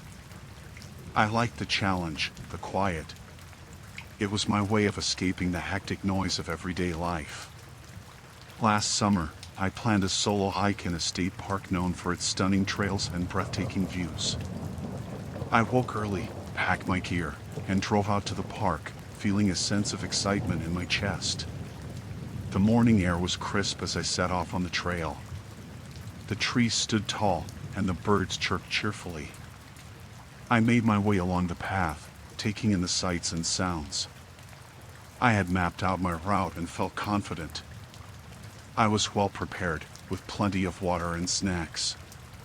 A few hours into my hike, I stopped for a break by a small stream. As I sat on a rock, enjoying the cool water, I noticed a man coming down the path. He was in his mid-30s, wearing a baseball cap and a backpack. He waved at me with a friendly smile. I smiled back, feeling a bit of warmth from the human interaction. "Hey there," he said, stopping a few feet away. "Nice day for a hike, huh?" "Sure is," I replied, trying to keep the conversation light. "Do you mind if I join you?" he asked, taking a step closer. I felt a twinge of unease. I was not interested in hiking with someone else. "I appreciate it, but I prefer to hike alone," I said, hoping to sound polite yet firm. He nodded, but his expression changed slightly. "I understand, but it can be dangerous to hike alone. I'd feel better if I knew you had someone with you." I could sense his persistence. "I really am okay. I have a map and plenty of supplies," I insisted, my heart beginning to race. He studied me for a moment, then shrugged. "No problem. I will just hike a little behind you, just in case you need anything." Before I could respond, he had already started walking a few paces behind me. I picked up my backpack, trying to keep my pace steady. The forest felt different now, the shadows deeper, the sound sharper. I tried to focus on my surroundings, but I could feel him there, watching me. As I continued down the trail, I noticed he was still close behind. It made me uncomfortable, but I kept walking, determined to stick to my plan. After a while, I decided to speed up, hoping he would take the hint and turn back. But he kept following. "Are you sure you do not want some company?" he called out, his tone a bit too casual. "It really is safer to hike together." "No, thank you," I replied, trying to keep my voice steady. "I really do not need any help." I could hear the amusement in his voice when he said, "Okay, but I just want to make sure you are safe." I pushed ahead, my heart pounding. I could hear him behind me, still maintaining his distance, but I felt trapped. I wanted to call for help, but there was no one around. Just the trees and the sound of the wind through the leaves. After a while, I decided to take a different trail that looped back towards the main path, hoping to lose him. I walked quickly, glancing over my shoulder occasionally, but he was still there, following me. I finally reached a small clearing and paused to catch my breath. Then, as I turned, I saw more men emerging from the trees. They had been hidden in the brush, and my heart dropped. They looked rough around the edges, and the friendly demeanor from the first man had vanished from their faces. "Hey! You're not going anywhere," the original man said, stepping closer. Panic surged through me. "What do you want?" I asked, my voice shaky. "Just want to make sure you do not get lost," he said, an unsettling grin spreading across his face. The other men stepped closer, encircling me. I felt the urge to run, but I was surrounded. "Please, just let me go," I begged, my mind racing. "Relax. We're just here to have a little fun," he said, taking another step forward. I took a deep breath, forcing myself to stay calm. "I have a phone. I will call the rangers if you do not let me go." One of the men laughed, shaking his head. "That is not going to happen, sweetheart." In that moment, I remembered my self-defense training from a class I had taken years ago. I could not show weakness. "I am not afraid of you," I said, trying to sound confident. "Is that so?" he taunted, inching closer. I saw a small gap between two of them and made a split-second decision. I darted to my left, pushing through the brush. They were caught off guard, and I could hear them yelling behind me as I sprinted down the path. My heart raced as I ran as fast as I could, adrenaline pumping through my veins. I could hear their footsteps behind me, but I did not dare look back. I focused on the path ahead, the trees blurring past me. I spotted a fork in the trail ahead and veered right, hoping to lose them in the dense forest. I stumbled over roots and rocks but kept moving, determination driving me forward. The sounds of their pursuit began to fade as I ran deeper into the woods. I pushed myself until I reached a more open area where I could catch my breath. I ducked behind a tree, my heart pounding in my chest. I listened closely, straining to hear any sign of them.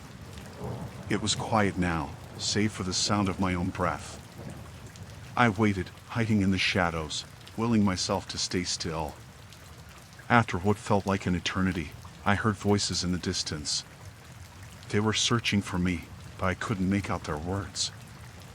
I stayed hidden, my heart racing as I thought about how close I had come to a terrible fate. Finally, after the voices faded, I decided it was safe to move again. I carefully made my way back toward the main trail, keeping low and silent. I kept my eyes peeled for any signs of them. I felt vulnerable, and fear lingered in the back of my mind. Eventually, I spotted the main trail again. I began to walk briskly, hoping to reach my car before they found me. With every step, I felt more in control. The sun was beginning to set, casting long shadows through the trees. I pushed on, knowing I was getting closer. Just a little farther, I told myself. I could almost see the parking lot when I heard footsteps behind me again. My heart sank. I turned to see one of the men coming down the path, looking for me. I quickly ducked behind a large tree, holding my breath as I watched him pass by. Once he was out of sight, I took off running. I reached the parking lot and spotted my car. I fumbled for my keys, hands shaking. As I unlocked the door, I glanced back and saw the man standing at the edge of the woods, watching me. I jumped into my car, locked the doors, and sped away without looking back. Once I was on the road, I finally allowed myself to breathe. The fear began to fade, replaced by the overwhelming relief of escaping that nightmare. I promised myself I would never hike alone again. The forest had always felt like a safe haven, but now it was a reminder of how quickly things could turn dark. I learned that day to trust my instincts and always be aware of my surroundings. The world was beautiful, but it could also be dangerous, and I would not take that for granted again.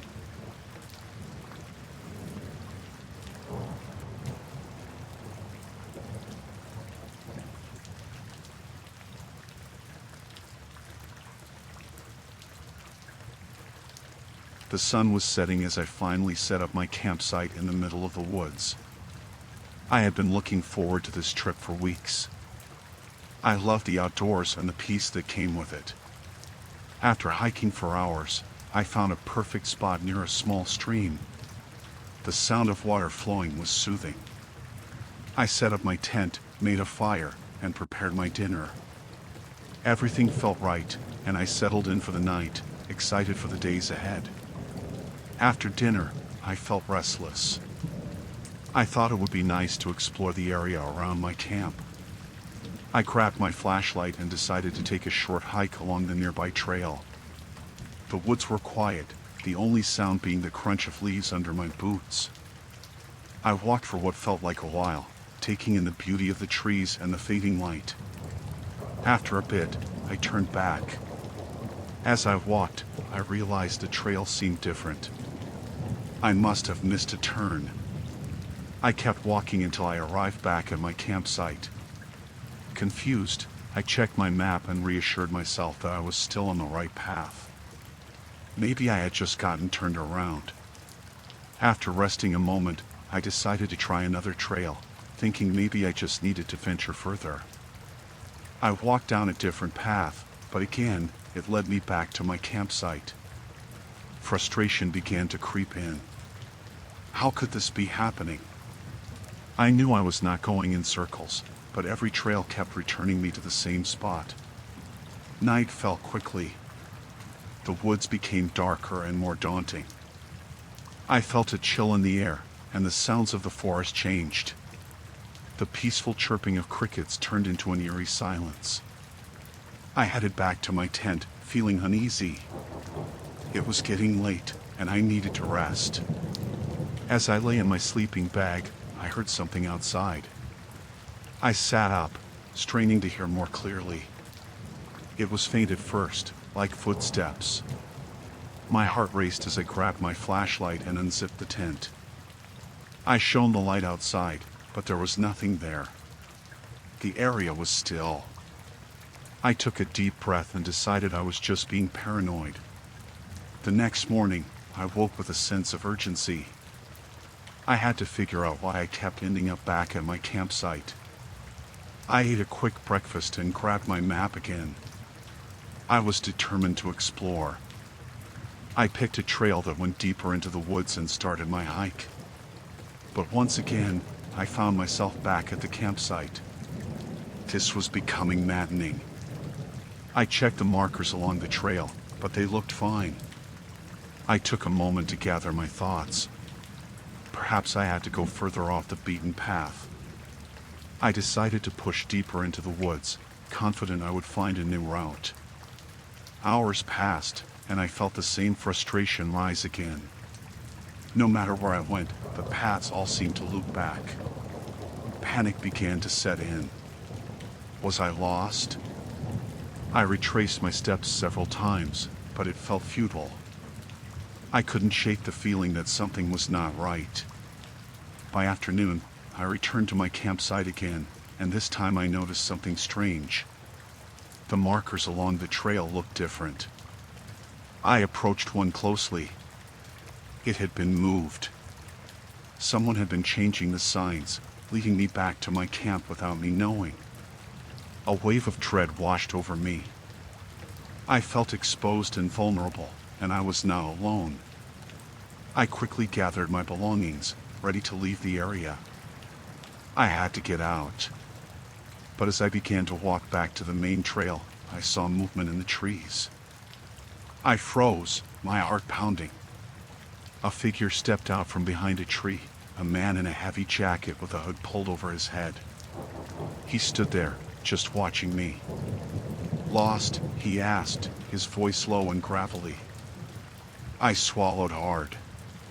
"No, I was just leaving," I replied, trying to sound calm. He took a step closer. "You should stay. The forest is dangerous. It can be easy to get lost." A shiver ran down my spine. I forced myself to remain composed. "I have a map. I can find my way," I said, backing away slowly. He smiled, but there was something unsettling about it. "The paths aren't safe. You don't know what you're up against out here. It is best to stick together." "I am fine on my own," I insisted, turning to walk away, but he moved to block my path. "I don't think you are," he said, his eyes narrowing. "You might need help." Fear surged through me. I turned to run, my instinct screaming at me to escape. I sprinted down the trail, not looking back.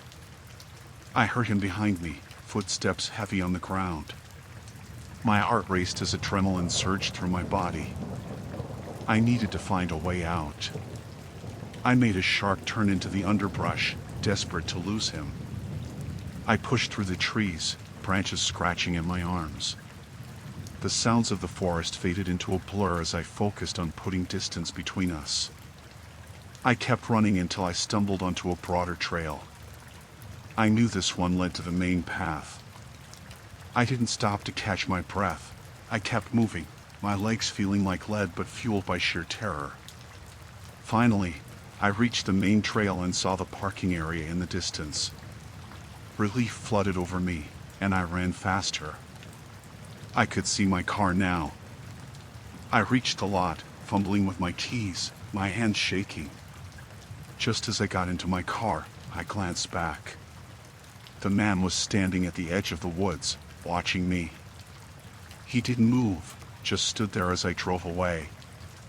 I drove straight to the ranger station, where I explained everything to them. They listened closely, promising to check the area. That night, I made my way home.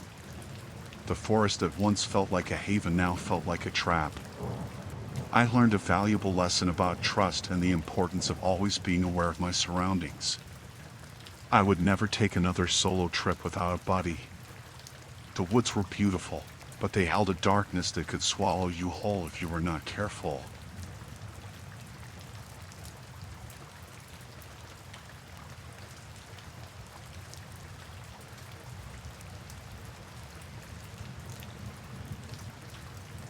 It was supposed to be a simple hike, just a day trip into the woods. I had planned this for weeks, looking forward to the fresh air and the quiet of nature. I arrived at the trailhead early in the morning, excited and ready to take on the day. The sun was shining, and everything felt perfect. I had my backpack packed with snacks, water, and a first aid kit, just in case.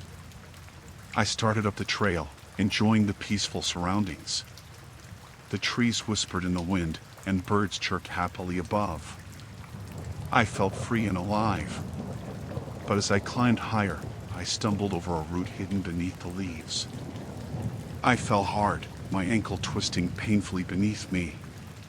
The sharp jolt of pain shot through my leg. I gritted my teeth, trying to catch my breath. After a moment, I tried to stand, but my ankle gave out beneath me. I was alone, miles from the trailhead, and it was clear I would not be moving anywhere soon. I fished my phone out of my pocket, but there was no signal. I cursed under my breath, realizing I was stranded. I sat there for a while, trying to assess my situation. My ankle throbbed, and panic began to creep in. Then I heard voices in the distance. I looked up and saw a group of hikers approaching. Relief washed over me. I waved my arms, trying to get their attention. "Hey! Over here!" I called out. The group stopped, glancing at each other before making their way to me. There were 5 of them, all smiling. They looked friendly enough, but something about the way they moved felt too coordinated, too practiced. I brushed the thought aside as they reached me. "Are you okay?" one of the men asked, his voice warm and concerned. "I think I twisted my ankle," I said, trying to keep my tone steady. "I can't walk." Another woman knelt beside me, examining my ankle. "We can help. You need to rest. Let's take care of that." They introduced themselves while the woman began to wrap my ankle. I tried to remain calm as they worked. Their smiles felt reassuring, and I was grateful for their help. They offered me water and encouraged me to relax. As they tended to my injury, I realized they were still too close, standing too close together, whispering among themselves. I tried to shake off my growing unease. Maybe I was just being paranoid. After they finished, the group seemed to discuss something amongst themselves. I watched them, curiosity growing. Something felt off. Then the man who first spoke to me turned back to me, his smile wide. "Okay, here's the plan," he said. "We will stay with you until you feel better. It's not safe for you to be alone out here." I frowned. "But I need to get back to my car. I have someone waiting for me." "Oh, no worries. We can help you," another woman said, her tone too bright. "It is a long way back, and you cannot walk yet. You are better off here with us." I forced a smile, but unease twisted in my stomach. "I really think I should go. I can't stay out here." They exchanged glances, and I felt a sudden shift in their demeanor. The friendly smiles began to fade, replaced by something colder. "Listen," the first man said, his voice low and steady. "You cannot go anywhere until we are sure you are safe. What if someone else finds you and cannot help?" But I started, but he interrupted me. "No one else is coming," he insisted. "We found you. You are with us now." My heart raced.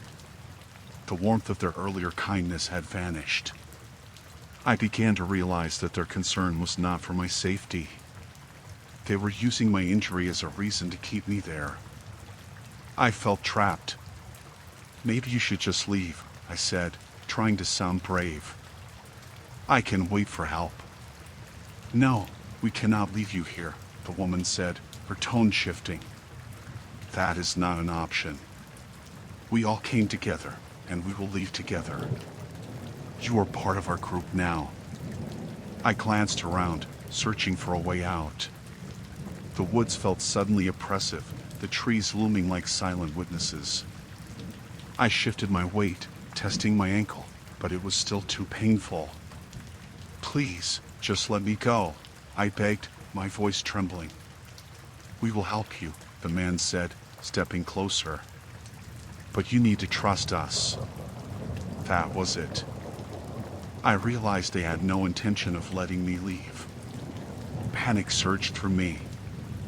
I forced myself to stay calm, weighing my options. I needed to get away from them. Okay, I said, trying to sound compliant. "Can you help me stand?" They exchanged glances, perhaps unsure of my intentions, but they helped me to my feet. I leaned on one of the women for support, feigning weakness. My heart raced as I felt their grip tighten around me. "Let's just take it slow," I said, forcing a smile. As we started to move, I scanned the area for a way out. The trail was narrow, the woods thick. Suddenly, I saw an opening in the brush to my right. It was a chance, and I had to take it. "Actually, I think I can walk a bit now," I said, pulling away from the woman. Before they could react, I turned and sprinted toward the opening. "Hey!" "Stop!" one of them shouted, but I didn't look back. I pushed through the underbrush, feeling branches tear at my clothes. The pain in my ankle flared, but adrenaline fueled me. I had to escape. I ran as fast as I could, dodging trees and rocks. I could hear them behind me, their footsteps crashing through the underbrush. I felt a surge of fear, but I pushed on. I could not let them catch me. I stumbled through the trees, heart pounding in my chest. The sound of their voices faded, replaced by the rush of my own breath. I focused on finding the main trail. Finally, I broke through the trees and saw the familiar path ahead. With everything I had left, I sprinted toward the trail, the ground even beneath my feet. I stumbled onto it and kept running. The parking area was just ahead, and I could see my car. My pulse raced as I reached it, fumbling with the keys. I glanced back, but there was no one in sight. I jumped into the car, locked the doors, and sped away without looking back. The fear lingered with me as I drove away from the woods, my heart still pounding in my chest. I would never forget how close I came to being trapped, how quickly things could turn. I promised myself I would never hike alone again. The world could be friendly, but there were dangers hiding behind smiles.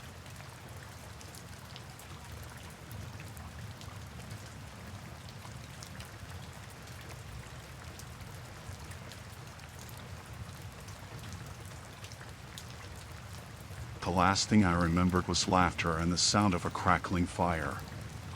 My friends and I had spent the evening sharing stories and roasting marshmallows, surrounded by tall pines and the cool night air. It felt like the perfect camping trip. We had all agreed to call it a night, and I crawled into my sleeping bag, feeling warm and safe. When I woke up, the sun was already up, filtering through the branches overhead. I stretched and rubbed my eyes, expecting to see my friends still sleeping nearby. But when I looked around, I realized I was alone.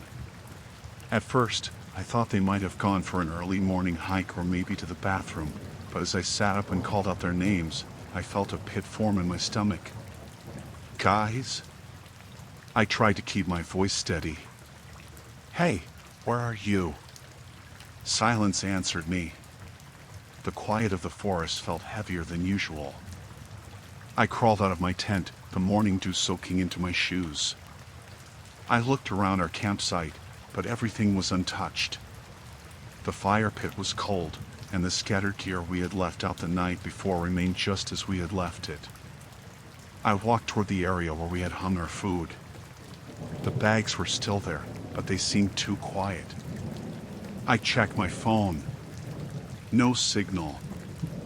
I cursed under my breath. I grabbed a water bottle and decided to follow the trail leading away from our camp. Maybe they went for a walk.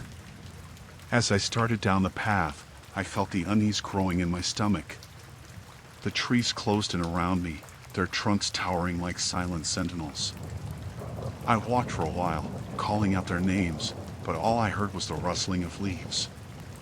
After about 10 minutes, I noticed something on the ground, footprints, fresh ones leading deeper into the woods. My heart raced as I crouched down to inspect them. They were not our footprints. They were larger, more pronounced, and they led away from the campsite. I hesitated, glancing back toward the camp, my instinct screaming at me to turn around. But curiosity pushed me forward. I had to find my friends. I followed the tracks, trying to be quiet, each step heavy with uncertainty. The path twisted and turned, and I felt the shadows of the trees growing thicker around me. I reached a clearing and stopped, scanning the area. It was eerily quiet, too quiet. I didn't like it. I looked back at the footprints, tracing them with my eyes as they led further away. Then I saw it. In the distance, partially hidden by the trees, was a cabin. The sight made my heart skip a beat. I had heard stories about abandoned cabins in these woods. My gut told me to turn back, but the urge to find my friends pushed me onward. I approached the cabin cautiously, the wood weathered and dark. The door hung slightly open, creaking softly as the wind blew. I called out, "Is anyone in there?" No answer came. My pulse raced, but I stepped closer, peeking inside. The cabin was empty, except for dust motes dancing in the shafts of sunlight. Then I noticed something on the floor, a piece of fabric. It was torn and looked familiar. I picked it up and felt a wave of nausea wash over me. It was part of my friend Mark's jacket. Mark!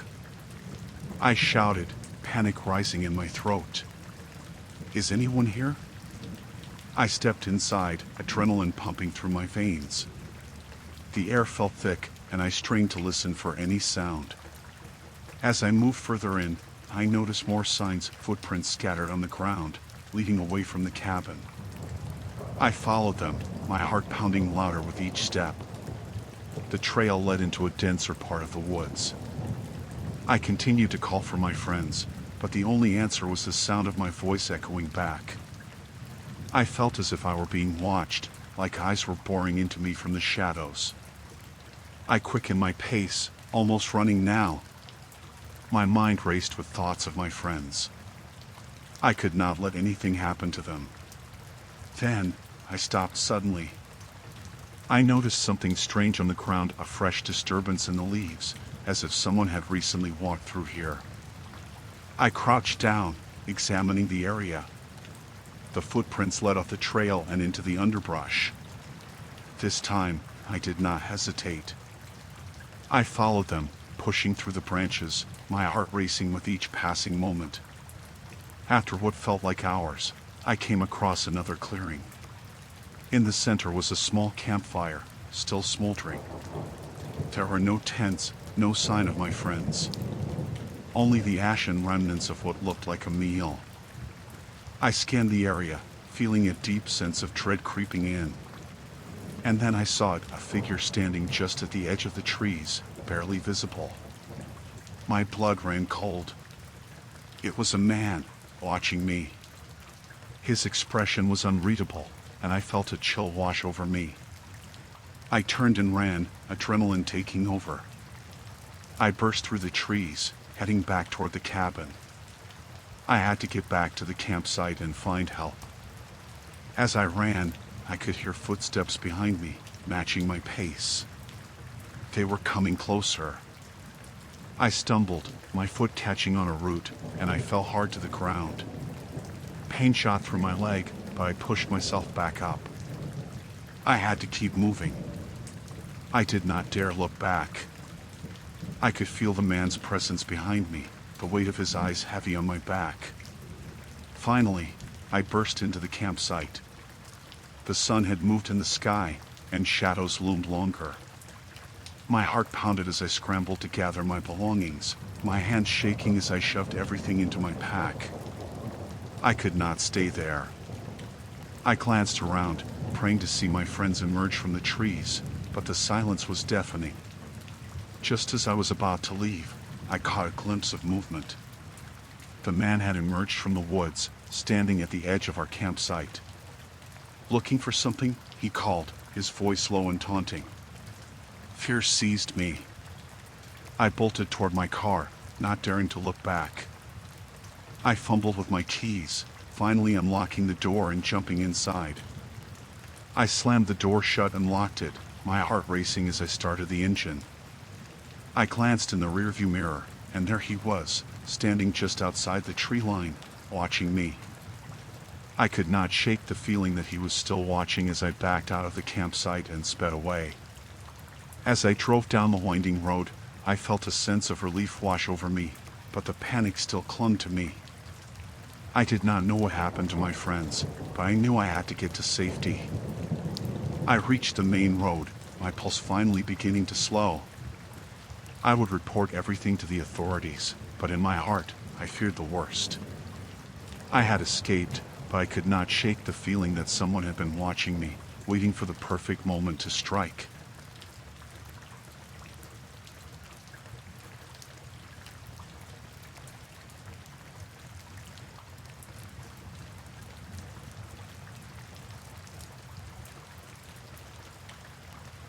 I had never intended for things to go this way.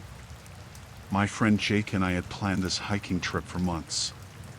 We were both looking forward to a few days in the mountains, just the two of us, away from the noise of the city. But things went south after we started hiking. We had our usual disagreements about the best routes to take. I felt frustrated with him.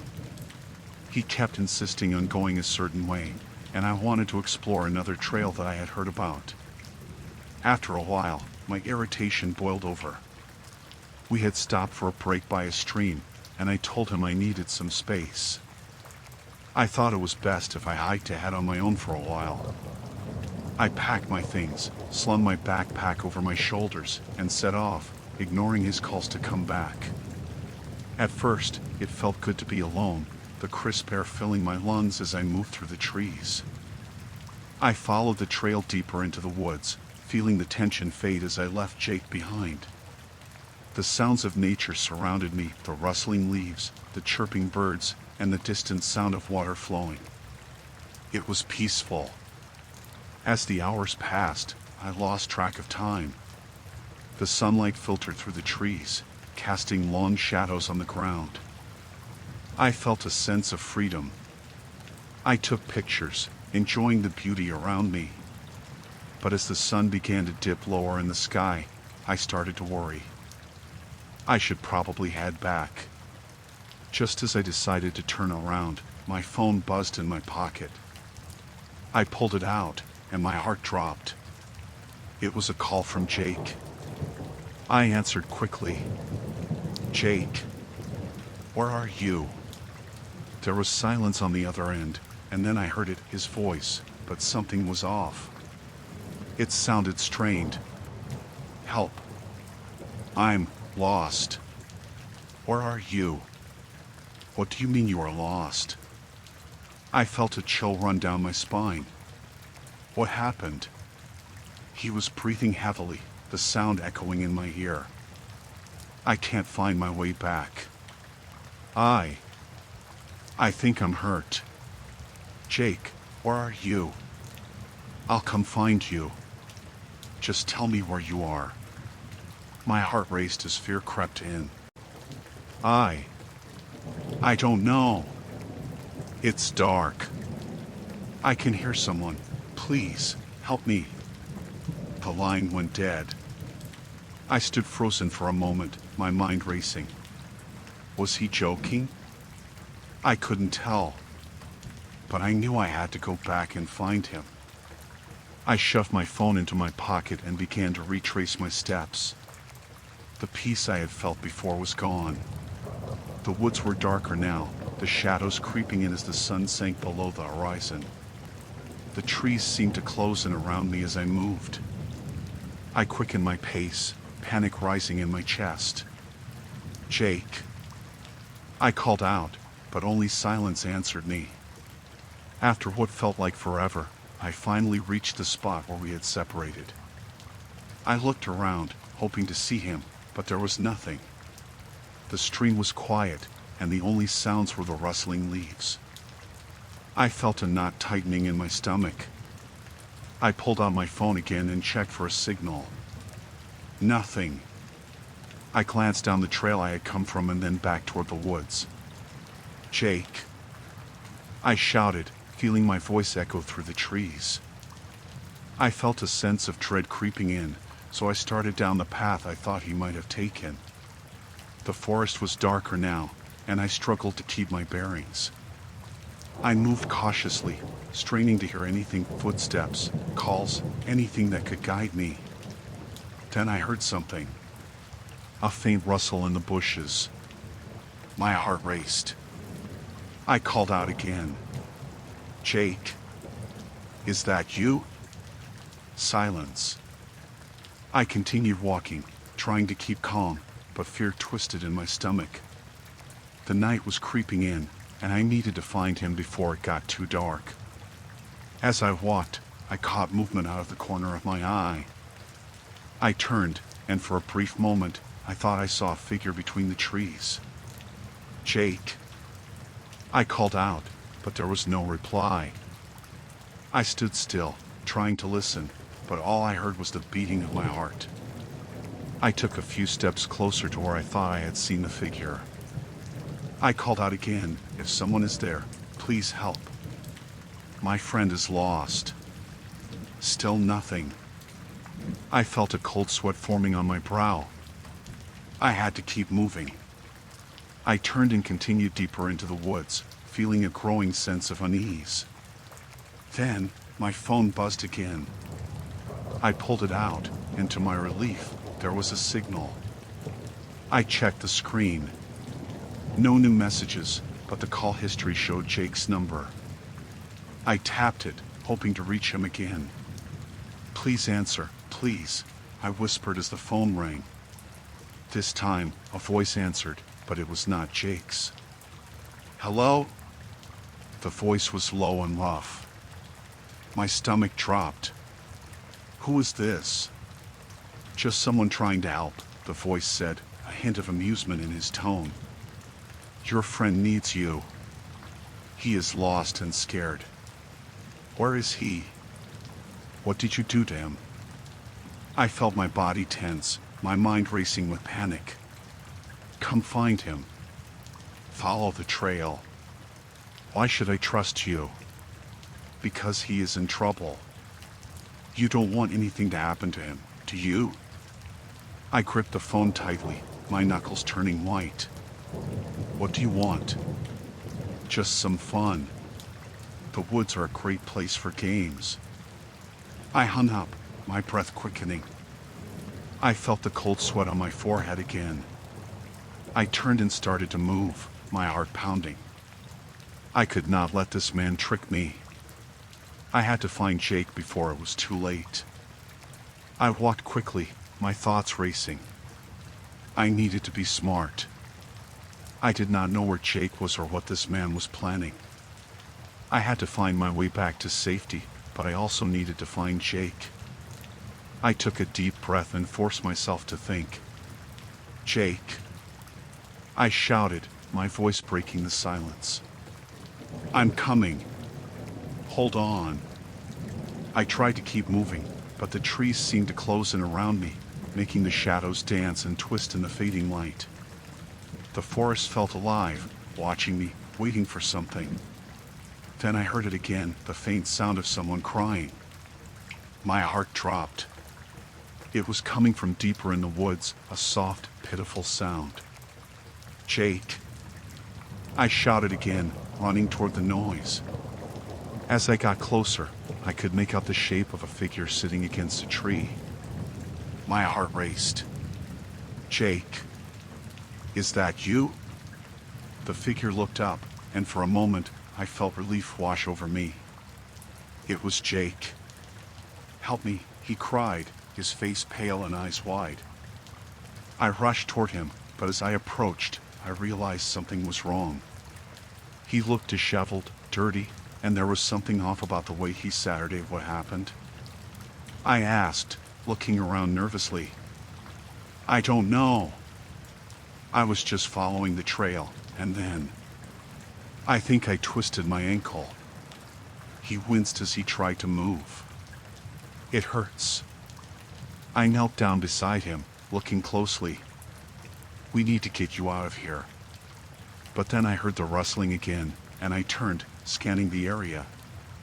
The hairs on my neck stood up. Jake, we need to leave. Now! Suddenly, a figure stepped out from the trees, and my heart dropped. It was the same man from the call. He grinned, and I felt sick. You shouldn't have come here, he said, taking a step forward. I stood up, instinct taking over. Stay away from him. The man chuckled, his eyes narrowing. It's too late for that. You both belong to the woods now. Before I could react, he lunged at me.